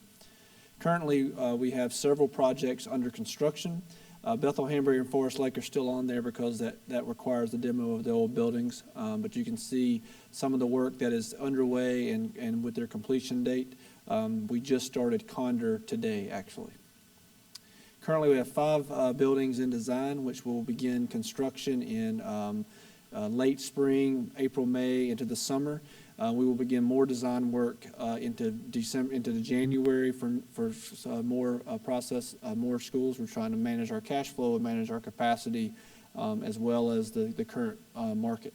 And that's a very early schematic design of Pontiac Elementary. Currently, as I stated, Bethel Hanbury opened on August the 17th. We are super excited about this school. I know many of you have been in there. To me, it's just amazing to see what we started out in planning in 2019 and see these coming to fruition and really watching the faces of our students and of our staff in the building. So we've connected the new with the image under the word Bethel Hanbury and some of the other images with some of the history, as that's the cafeteria with Miss Hanbury in there with one of her quotes. And so we're very happy of that building, and it's opened to a great opening thus far.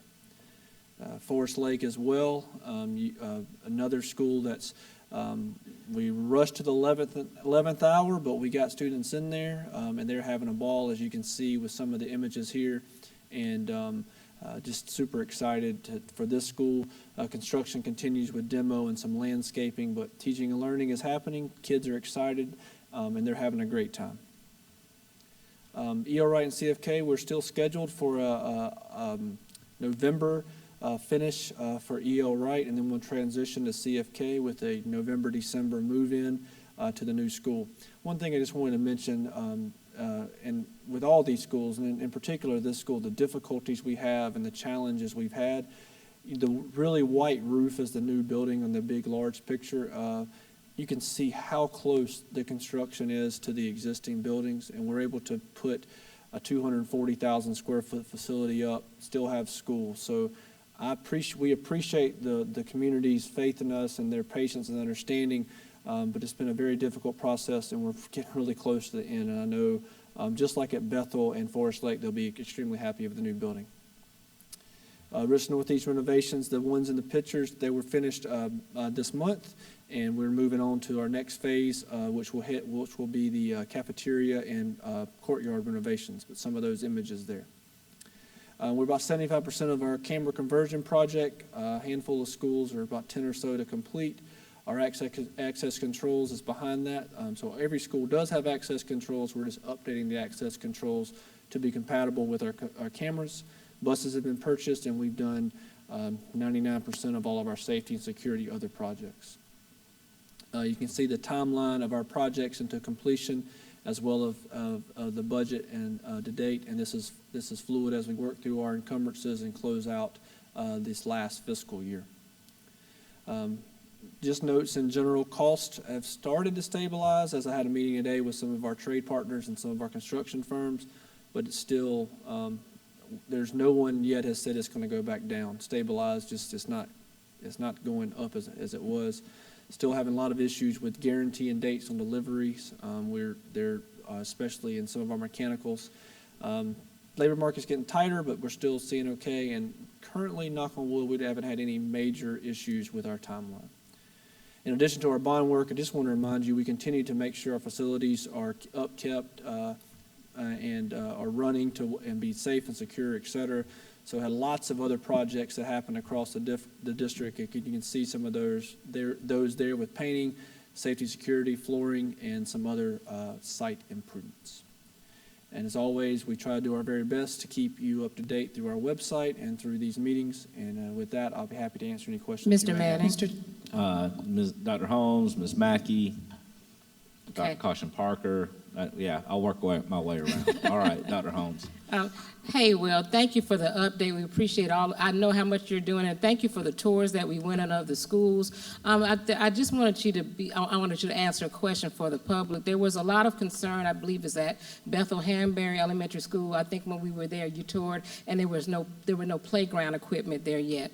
Do we have, I know there was a backup, do we have an estimated arrival time for a playground being implemented there? Yeah, the playground will be installed when we get back from Labor Day. They'll be starting that installation September the 6th, and it should take them about a week. And so there is areas for them to play. Unfortunately, there's not a playground, but that's due to the supply chain issues that we mentioned. So it was ordered 12 months ago, 10 months ago, and so unfortunately it's not here yet. But it'll be here when they get back from Labor Day. They'll finish the construction, and they'll have that up and running. Okay, thank you so much, because they thought that we weren't going to have a playground. I said, there's a playground coming. There is a playground coming. So thank you for that update. I appreciate that. Yes, ma'am. Thank you, Dr. Holmes. Ms. Mackey. Mr. Anderson, thank you for the update as usual, and for having this information available on the website. It's very helpful. I appreciate your providing the opportunity for the tour of Bethel Hanbury, having gone from the groundbreaking to seeing the early stages to seeing where it is now. It's simply beautiful, and I'm glad that the gym is still there in consideration of the community or what may happen in the future. And Forest Lake, I appreciate all that. A couple of questions. I know that there were some delays. I think you spoke to some of them, and I've already asked you this offline, just for the sake of public information. There have been some delays, but nothing that's affecting the efficacy of the school day. That kids and students still will have whatever they need for their day to progress successfully in all their classes. I don't want anybody concerned and thinking that that they're having any delays that will affect, student learning. So Just saying that publicly. And I know that because I've asked you that during the tour, but just saying publicly that nothing's going to delay student learning in any way. No, Right. every classroom in Forest Lake and Bethel has clear touches. They have access to everything, so, yeah, they're rocking and rolling. Yes, ma'am. Absolutely. And safety and security, you mentioned that, we're almost 100% at that. Just don't want anybody to think that there are any safety and security issues. There are not. All of the schools are safe and secure. I know there are some gadgets, there are some infrastructure with regard to safety and security that you're still working on, but there are no schools in our district that are deemed unsafe and that don't have the immediate mechanisms to keep students and faculty and staff safe. That's correct. I probably should never say 100%, 99%. No, and I'm just stating it. I'm not asking, I'm just Yes, ma'am. stating that Yes, for ma'am. clarification, but I appreciate your presentation and the tours. They were just phenomenal to be able to see that from inception to fruition. Thank you so much, Mr. Anderson. Thank you. Dr. Kasha Parker. Mr. Anderson, I would just like to say how much I enjoyed the tours the other week. Was it last week? I get times confused sometimes. Last week? 2 weeks, maybe. But it was really great. And for someone who moved to South Carolina, to Columbia in 1965 when I was in high school at C.A. Johnson, and we went to visit Bethel Hanbury, and it was a high school at that time, to see everything and remember back the way it used to be.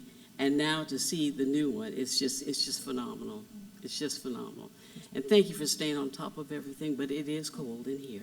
Thank you. Yes, ma'am. Thank you. Ms. Agostini, do you have anything, or, okay, Ms. McFadden?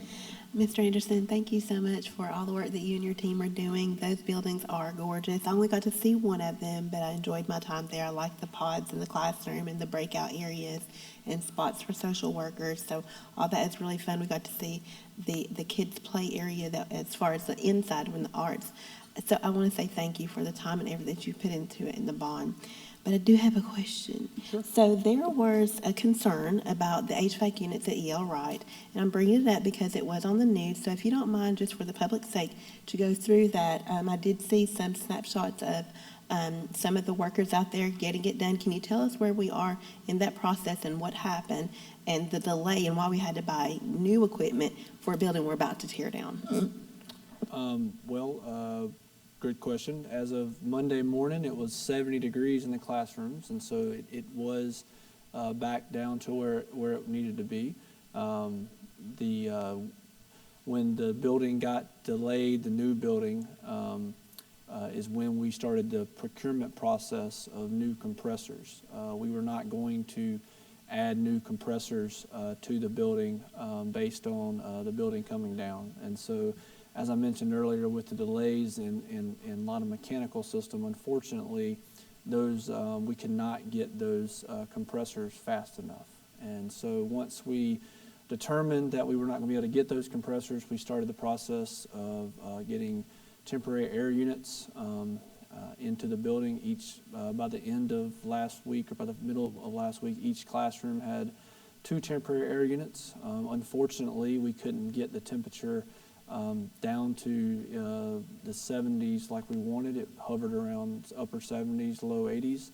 And the teachers and the staff and students were very accommodating. We wish we could have done something more, but we got the compressors in Friday, and our team worked till 10 o'clock at night on Friday night getting those up, and then charged them on Saturday, got them running on Sunday, and they had cold air on Monday. So none of us wanted that to happen, and we apologize profusely for that. Unfortunately, we were our hands were tied, but I'm very appreciative of the team I have an honor to work with, who did all they could. Every day was there changing air filters and trying their best to get it up and running. But as of today, it's 70 degrees in that building. And thank you for that, because, we don't live in a perfect society, so things will happen. And I appreciate you being honest with that, because sometimes when you see the news, they're saying 80 degrees in the classroom, and that's all you hear, that snippet for that day, and they don't understand the process that we're going through, the district is going through. So thank you for that, because we were anticipating being in that building, so in the new building, but with the delays and things like that, we didn't have any control over it, just like we don't have control over the gas or the food. So thank you for that, Ms. Mr. Anderson, and thank you to the public for being understanding and helping us through this. We're building a ton of schools and trying to get everything done. We've got these two completed and all the other things. So we just want to say thank you to our public for understanding, and for the teachers and staff and students and parents at EL Wright in that third-story building. You know, I think you're cool now, so we appreciate your patience and your phone calls to let us know. So thank you, Mr. Anderson. You're welcome. Thank you, Dr. Scott. Did you have anything? Okay, yeah, thank you, Will, for the update. Certainly appreciate the work IT everybody took to get the new buildings open. I know it was a concerted effort on a lot of folks, and your maintenance staff, incredible. They have a ton of work, and they work really hard. So please thank them on behalf of all of us for what they do and the effort they put in. Thank you for saying that. I would be remiss without John Clayton, Director of New Construction, Tony Coleman and his staff and logistics, who moved over 10,000 boxes, Tommy Carter and his staff. It was a major effort from a lot of people, and thank you for saying that. And I'll make sure they get those kudos as well. So Thank you very much. All right, we'll now move on to a report on the fourth quarter pupil services. Dr. Davis. Thank you, Mr. Manning, Mr. Chair. We're going to have Mr. Cleveland Smith and Dr. Burnett Lau, who will come before us this evening to share the fourth quarter pupil services report. Mr. Smith and Dr. Burnett Lau. Good evening, Mr. Chair, board members, Dr. Davis. Good evening. We have shared with you information in regards to discipline, and at this time I have Dr. Burnett Lau that wants to go ahead and give you some highlights.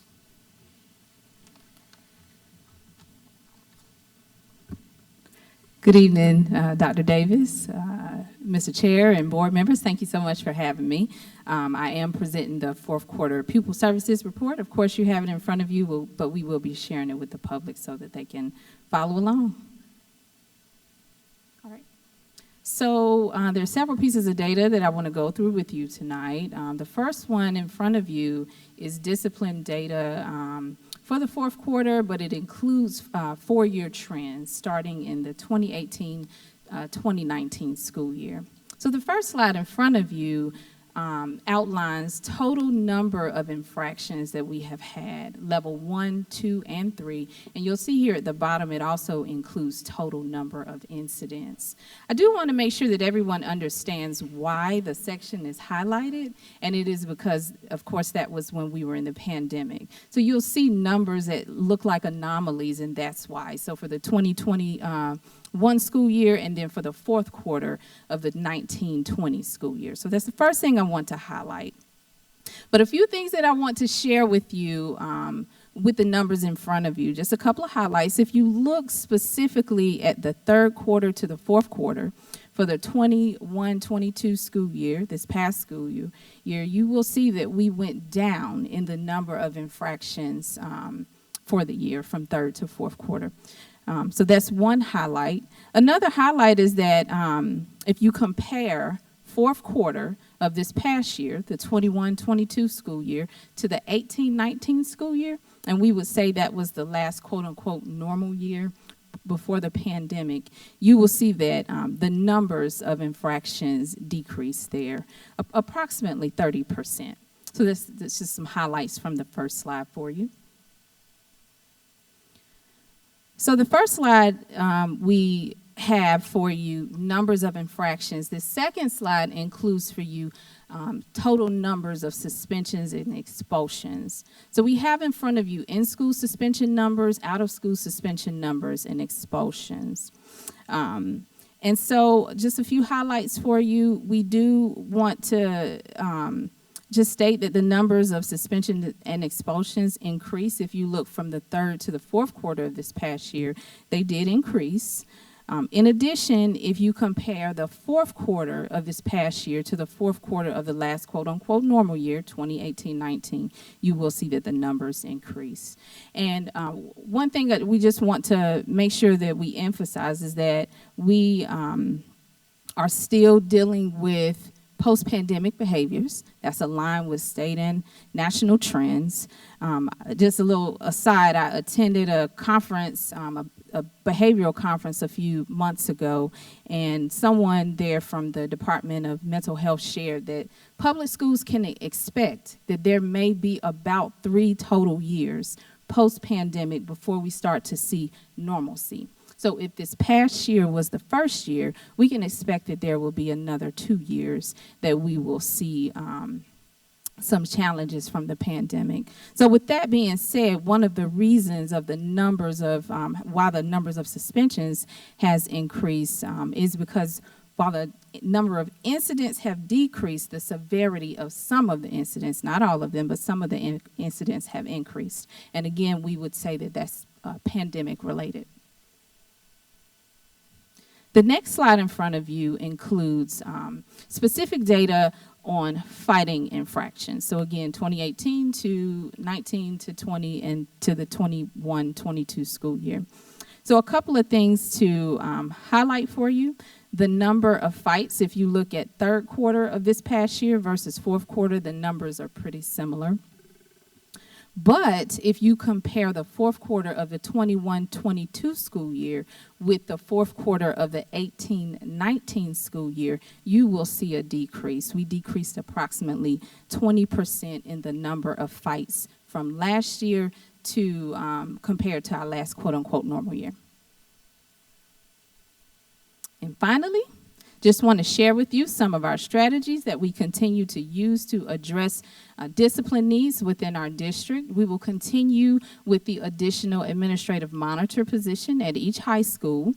Also, we have a focal group that we will continue to host. In the state, we have stakeholders from a variety of positions, teachers, teacher assistants, counselors. We even have a student where we come together and talk about specific trends and what we may want to do to address discipline needs within our district. Of course, we have MTSS. Do want to also talk about restorative practices. We brought that back in the spring. We have about 150 staff members trained in restorative practices. They include administrators and counselors.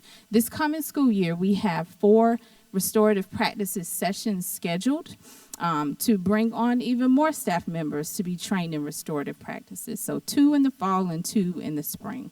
We can say that just about all the schools now have multiple trained restorative, trained staff members in restorative practices at most of our schools.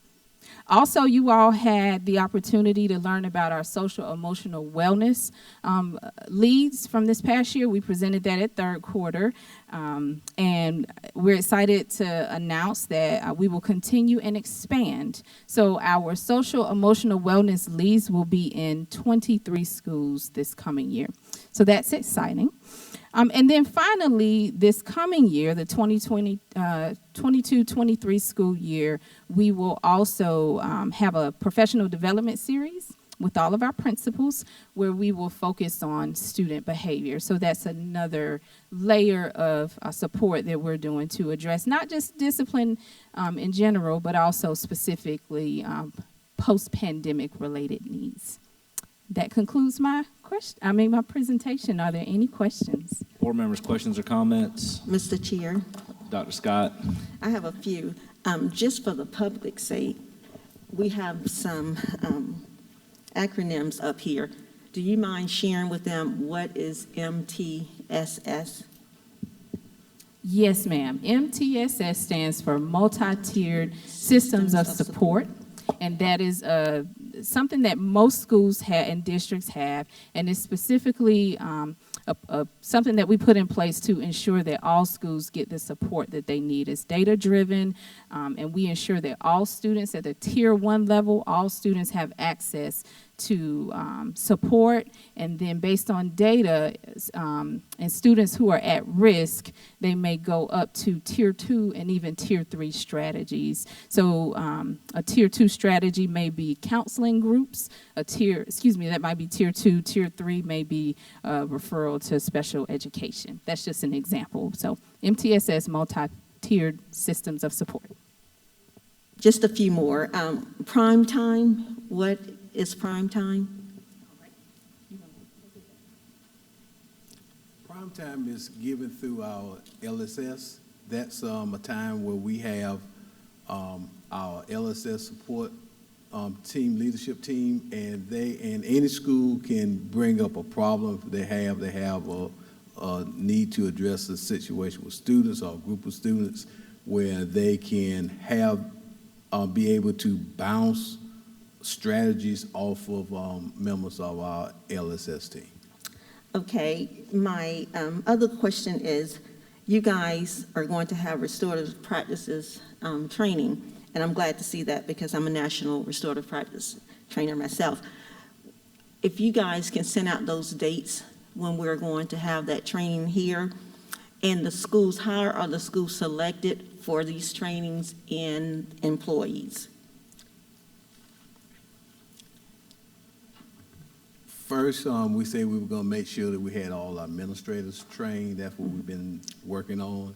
And, you know, any new administrator has come on, they can sign up for that. And those are the first ones we're doing. We're also doing our school counselors and other LSS, as well as we also teachers if they want to go ahead and sign up for that. Okay, if you guys can give the dates on those. And also, when you do that, this not so much for you guys, but also for Dr. Davis, I hope you guys consider some of the local trainers that we do have, like Beverly Manigo and a few others. Therefore, it would save money, because when you get a trainer outside of South Carolina and other places, you guys have to pay more money for that, and I know that for a fact because I am a trainer, and therefore we could use some of that money probably to help offset some of this lunch debt that we have, so I do want to mention that. And then finally, my question is, as I'm looking here at the number of fighting infractions, why I'm very happy to see the numbers, especially in 2020, 2021, I do want the public to be mindful that also that was during a time that the majority of students were not present in school. So I don't want to be misled by that number, and then they think it was such an increase of fights when they see 40 and then now 159. So I don't want them to be misled by that. So thank you so much for this report. I love being able to see this, and I love all the initiatives that you guys have in place. So kudos to you. Thank you. Mrs. Agostini. Thank you, Mr. Chair. Please share with me the continue with additional admin monitor position at each high school. How many administrative monitors do we have at each high school? Dr. Davis. That would be a part of a human resources report. This report is solely about the disciplinary numbers from the previous fourth quarter. So Mr. Smith and his team is not prepared to answer the question about the number of administrative monitors, but we can provide the board with a list of administrative monitors of each school and a board brief. Is the monitor that was hired at Spring Valley in position? Again, that's part of a human resources report. This report is about the number of disciplinary infractions for the fourth quarter. Mr. Smith and his team has not prepared that information. If there's additional information that the board would like to seek clarity on, we can please provide that request to the board chair, and we can do a report and get that back to the board in a board brief. Well, with all due respect, it's put under strategy, so I would think that somebody would be prepared to talk about it. But thank you. I'll wait for a human resources report. All right, other board members, questions or comments? Mr. Manning? Ms. McFadden? So I would like to say thank you all so much, and all the extra stuff that we got. I know I had asked for some reports, and we were able to get them all the way back from 2018, which gives me a point of reference for where we were before and where we are now, because just having something from 1 year or 2 years, you don't really get a full grasp of it. So I appreciate, and I'm looking at all these documents, and yes, I do look at them and I go through them. So I'm thanking you guys for this, but it's going to take me some time to go through it. I guess it's time to go. Yeah, that means we're here too long. So I just want to say thank you guys so much for this information. And for those who can't see what we have, there is a lot of information about, where this school is as far as discipline is concerned. So if you have any questions, it's all there. Do they have privy to this information, or is it just for the board? Is this public information on this? Can they see it like I can? If anyone requests that information, they can see it, but it was put there for you. Okay, thank you so much. I appreciate that. So just all this information and all these different discipline reports, I really do appreciate y'all putting that together for us and getting it for us. I thank you so much. Thank you. Other questions or comments? Thank you both very much. Dr. Davis, our Richland 2 highlights. Thank you, Mr. Chair. Mr. Chair, members of the board, and to our public, I'll be brief for the sake of time in covering the district highlights, which are organized around the 4 core values of learning, character, community, and joy. My highlights will begin with learning. The new school year is off to a great start. Thank you to everyone who worked to make this a success. We opened 2 new school buildings this year, Forest Lake Elementary NASA Explorer School and Bethel Hanbury Elementary Schools. Students are learning in a brand new premier facilities. Thanks to the 2018 bond referendum, students at multiple school sites are benefiting from upgrades and renovations. This school year, we are focusing on our district's universal goals of achievement, culture, and environment and talent. The acronym for this is ACT, and it reminds us to take action to achieve our goals. Our mission remains to prepare global citizens of tomorrow who are prepared to lead and excel in their chosen path, lead and excel in their pathways. To fulfill our mission, we are constantly seeking ways to provide better opportunities for students to achieve high academic standards in safer and secure learning environments. I have some good news to share about our magnet schools and programs that continue to earn top national honors. The district now has 29 nationally certified magnet programs. 15 have earned the distinction of becoming nationally certified demonstration magnet schools by exceeding the criteria required to meet the Magnet Schools of America national standards of excellence. Earning a national certification for the first time are medical, engineering, and discovery through arts at Bridge Creek Elementary School and Rice Creek Elementary School of Academics, Innovation, and Leadership. Our recertified schools and programs include the Center for Knowledge and Center for Knowledge North, Lonnie B. Nelson Elementary School's Academy of Civic Engagement, STEMs at North Springs Elementary School, Kelly Mills Med Pro Middle School, and the Ink Magnet at Kelly Mill, and Fine Arts and Media Enhancement, Enrichment, FAME, the Learning Collaborative, TLC, and 2 academies at Dent Middle School. Thank you to each school academic team for putting in the hard work to achieve these national badges of distinction. The character portion of my report highlights Jacqueline Woodson's book, Each Kindness. A teacher at North Springs Elementary School selected this book to share with her class on the first day of school.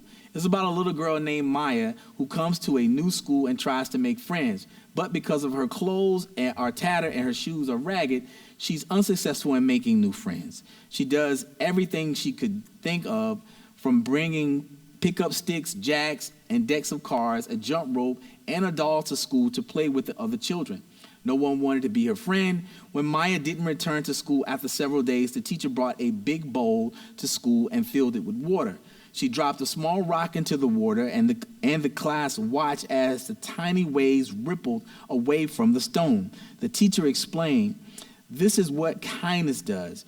Every little thing we do goes out like a ripple into the world. Each kindness," she said, "makes the world a little better." Sharing a lesson on kindness is such a great way to start the new school year. Let's all be kind to one another. And in our community report, the Beamer Family Foundation has formed a partnership with 4 elementary schools in our district. The foundation is providing backpacks, teacher supplies, gift cards for school resource officers, and more for Joseph Kills Elementary School, Condor Elementary Arts Integrated Magnet School, Jackson Creek Elementary School, and Forest Lake Elementary NASA Explorer School. Students at the University of South Carolina's African American Studies Department and USC athletes serve as mentors to Richland 2 students in their new partnership. The Beamer Family Foundation supports education, law enforcement, and other great causes with emphasis in the greater Columbia area.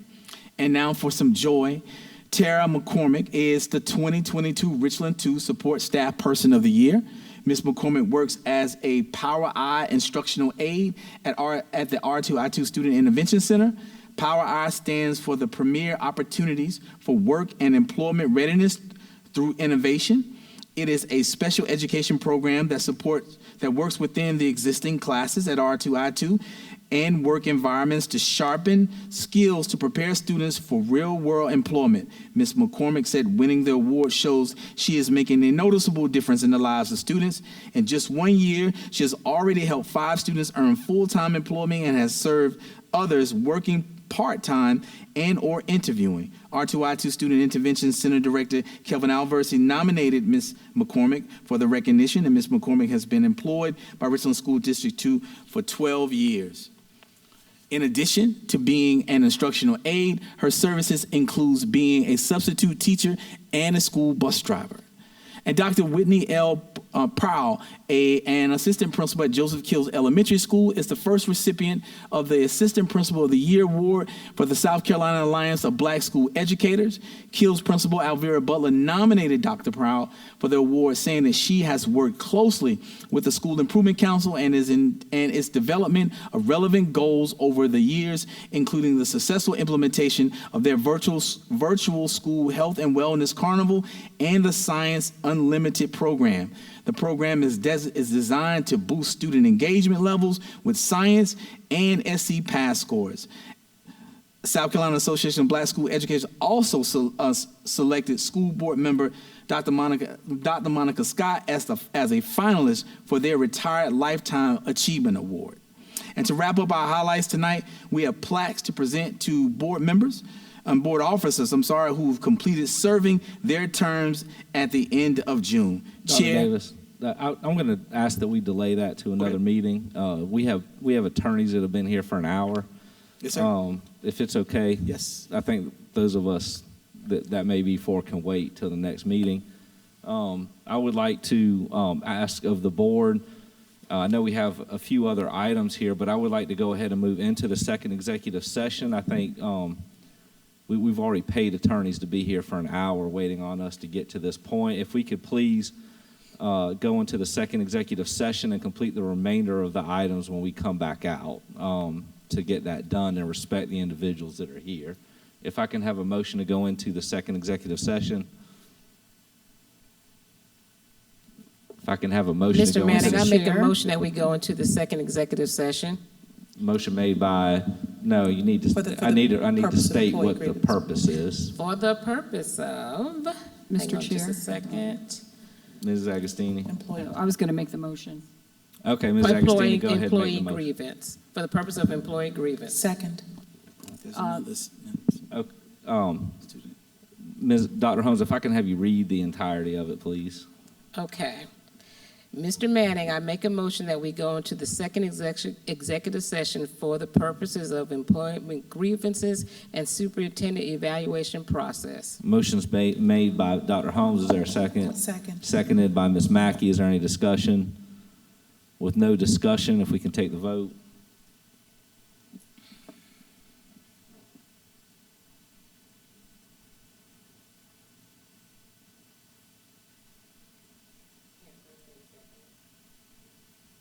It's seconded by Mrs. Mackey.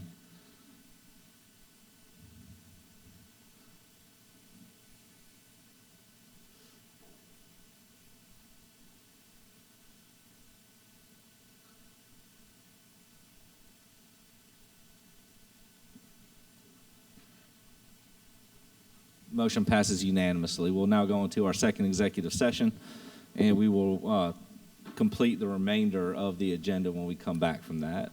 Thank you very much.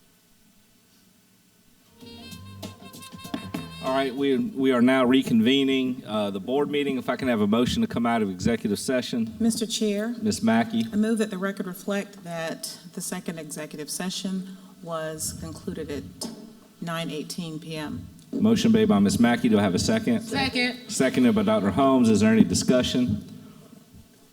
With no discussion, we'll take the vote. Is everyone logged in?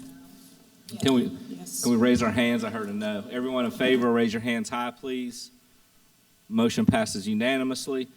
We'll now return to the agenda. We left off with the draft agenda items for September 13th. Dr. Davis.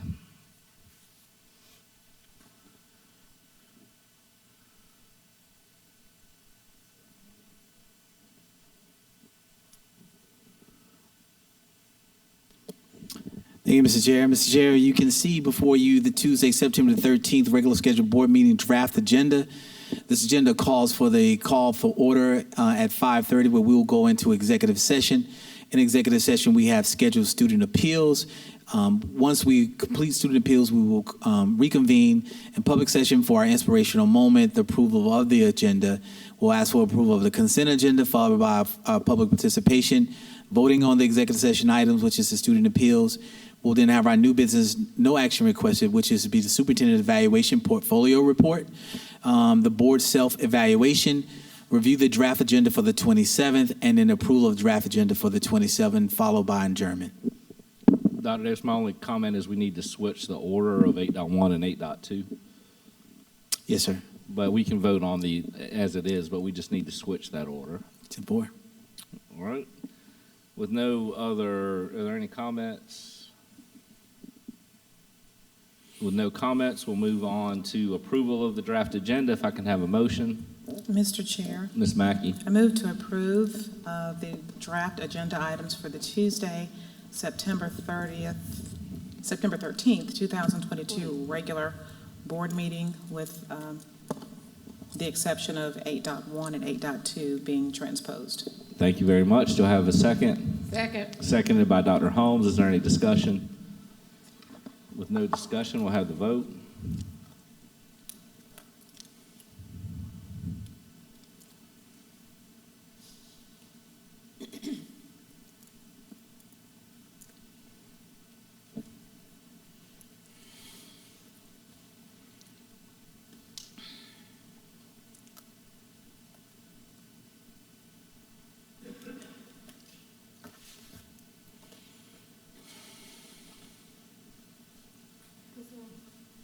Yes. I didn't pop up. I vote aye. Yes.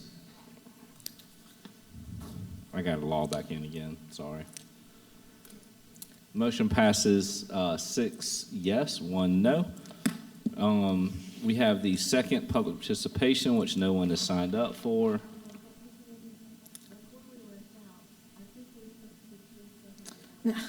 No, we're going to do that at another meeting. Yeah. Sorry. Yeah, we're going to do that at another meeting. Hold on, getting back here. Board and superintendent comments. Let's save that for the end if y'all are good with that. Item 17.1, the employee grievance is not needed. We were able to resolve that without a vote.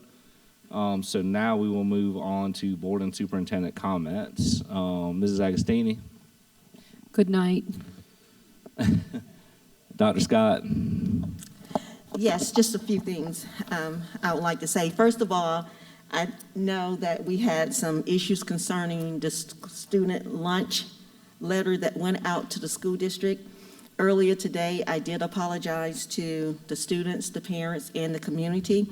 And I want to say to you guys, thank you for being advocates for your child, your neighbor, your nieces, your family, your friends, your church members, because it's important that we go back to the village, and that's what the village should do. When you see something that is not right, not showing kindness, compassion, love, understanding, and support, you should call us out.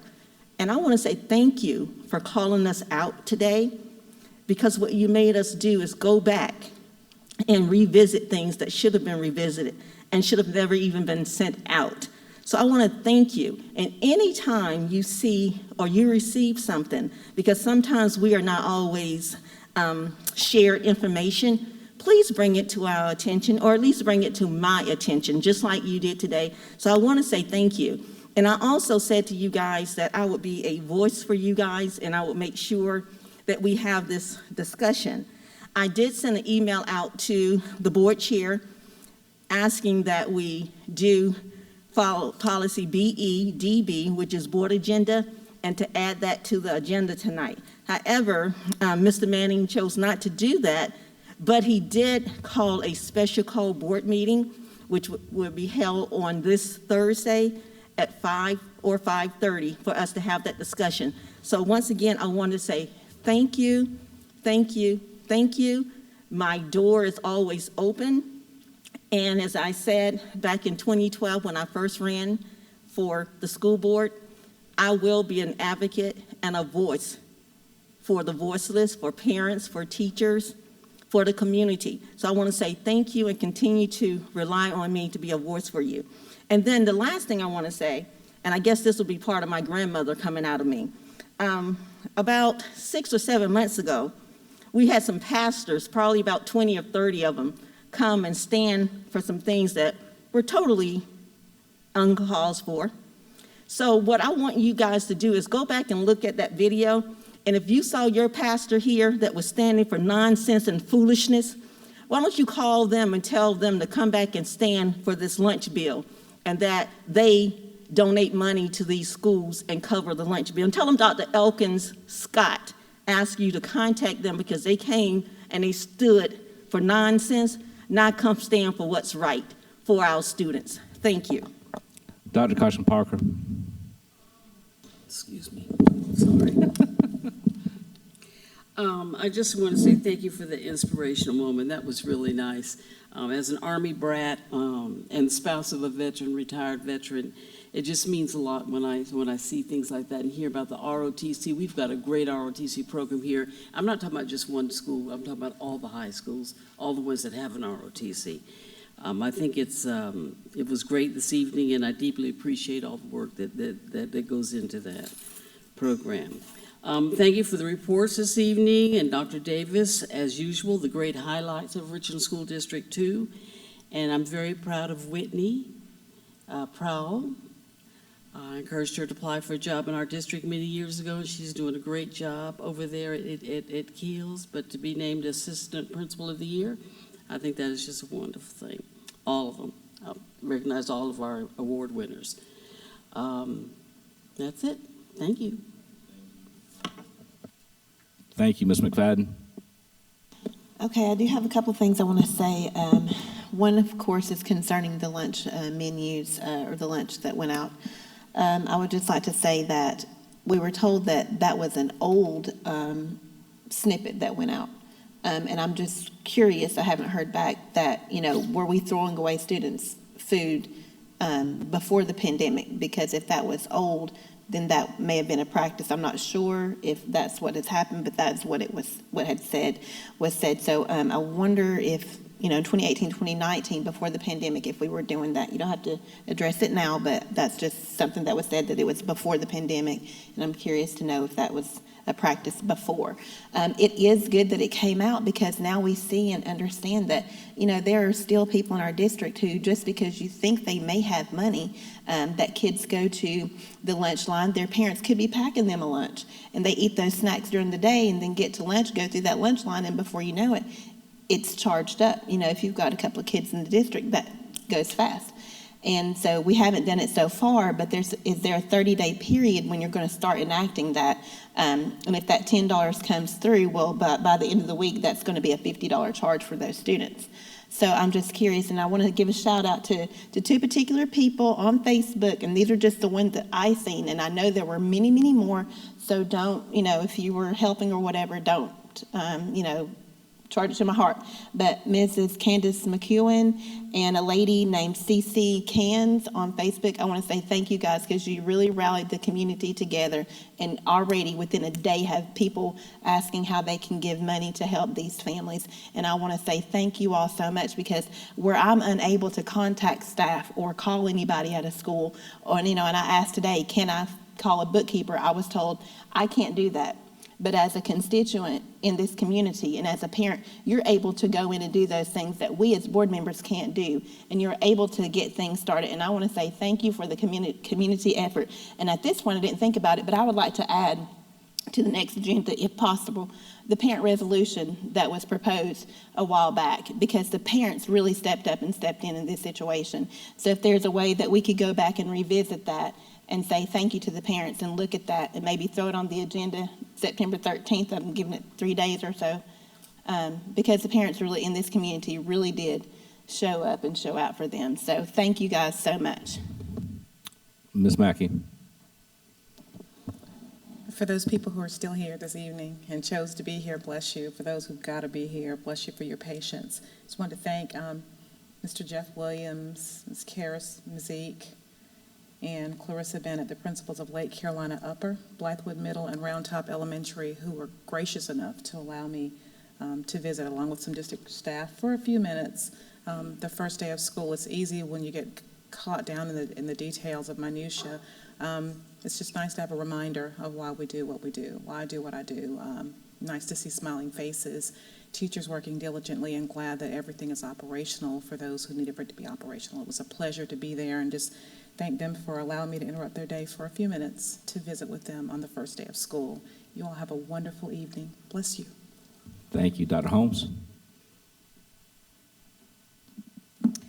Good evening. I know that we are all in a political year, but I'm going to take a little different approach. I think that I want to say that I want to be here for the kids and the students and also for the people that service the kids and our students in our district. There are lots of things that are going to go on, and we know that we're politically charged, but we shouldn't be doing this. Here's my stance. If you need something done or something is wrong, simply just reach out to any one of us. There is not one maverick or two mavericks on this board.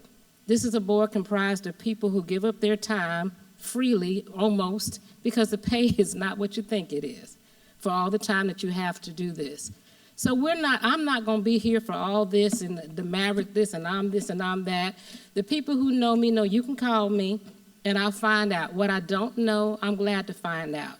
And there are other members on this board who are willingly to do the same thing. So I'm just going to say this. We're in the political season. I'm not worried about it being in the political season. I'm worried about catering for these kids and for the people that service the kids, and that is what I'm going to be about. I have fellow board members. That's what they're about. This district is about that. We have a great district. We have lots of positive things going on, and that seems to somehow want to be overshadowed. But you don't need to be overshadowed. If you have questions and you have concerns, all you have to simply do is reach out. And I promise you that there are those of us who are sitting for the right reason to be here, and we got you, and we understand what we're here for. Have a blessed evening. Dr. Davis? Sojourner Truth once said that truth is powerful and it prevails. And so it's important for us to be slow and patient when information is disseminated and find out the truth before we speak and share information and continue the cycle of disinformation or share opinions in public formats. I want to say thank you to the parents, the members of our community who reached out to us directly seeking truth and clarity before sharing or resharing information that may have been inaccurate or misrepresented. I'm also thankful to those individuals who recognize that in the scale of the work that we do, that there can be mistakes that can be made, and temper justice with mercy. Not look for an opportunity to simply pile on or make an example of an individual who has failed to meet a standard at 100%. In leadership, we work to build up those when they fall short, not tear them down because they don't agree with us or they don't give us what they want. I'm excited about the opportunity to address the lunch meal issue in our district on Thursday. And I can't wait to share the real information and some concise information about what it's going to take to offset some of the things that many people mentioned that we should do. And it's going to be interesting to see if we're going to take that stance as a board to ensure that students who don't qualify for free or reduced lunch are able to get their lunches for free in our school district at the cost of our general fund. But if we can make that type of commitment, my hat goes off to this board, because that will be a tremendous, tremendous accomplishment for us to make that happen. Just knowing that there are also ramifications, because there is not an infinite amount of funding in our school district. I again apologize on behalf of our administration and myself for not ensuring that that communication was accurate. And again, I'm just so thankful for those, once they received that communication, turn around and reach out to us and said, thank you, and we appreciate you for doing that and clarifying that for us, to give us the benefit of the doubt of striving to be premier and seeing us for where we are going and not for where we actually are. So thank you to the board members who support, the board for all of your support, and to the community for all your support, to our teachers and our students. We will now refocus our attention today, tomorrow, back on you, and ensure that you're receiving premier educational experiences from the time you arrive on our campuses to the time that you leave. Thank you.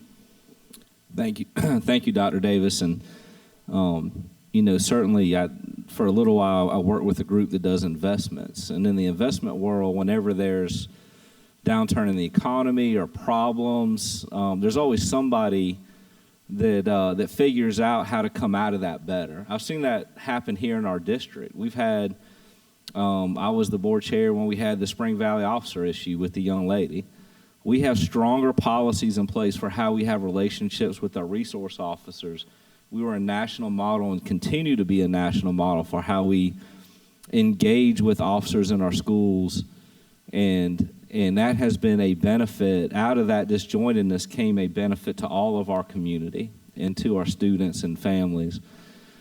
This issue with the meals, we all agree that the messaging was not right, and that practices need to be looked at. And that's why Dr. Scott mentioned that I did not put it on tonight's agenda, which is correct. We're here at 9:30. We had a packed agenda. We had a lot to do today, and I wanted to make sure that it got the right attention that it needed, not a blurb on one piece of a long agenda, but was a full meeting so it got the full attention that it deserves. And so I look forward and appreciate the board members being willing to meet Thursday at 5:30. I will provide for public input so the community can continue to provide feedback and input to us. And then we will have the work that's in front of us to get the information, as Dr. Davis stated, and look at the impacts. There are financial impacts to some of the decisions that would be in front of us that we need to consider in a year when, we struggled financially in a lot of ways already. We have teacher raises in front of us. We heard tonight folks want K through 3 education. We have a lot of things in front of us that need to be considered, so we need to weigh all of those decisions, but certainly look forward to that conversation. I appreciate the community bearing with us, as it is a late night for this meeting. We did have a lot to get through, a lot of important information, so thank you for bearing with us. To district staff, you guys have a tough job. This is a big district, lots of moving parts. And there are things that will happen that aren't perfect. Nobody should be, those little mistakes that happen, those things that happen, we do need to work with everybody and not put them on the burner every time there's an issue. So with that, Dr. Davis, thank you. Thank you for your expedient response and the moratorium on this issue until we can get more details. I appreciate that. Staff, thank you. And with that, I will have a motion to adjourn, please. Move to adjourn the meeting, Mr. Chair. Ms. Mackey, do I have a second? Seconded by Dr. Caution Parker. Everyone in favor, raise your hands. And it's unanimous. We're now adjourned.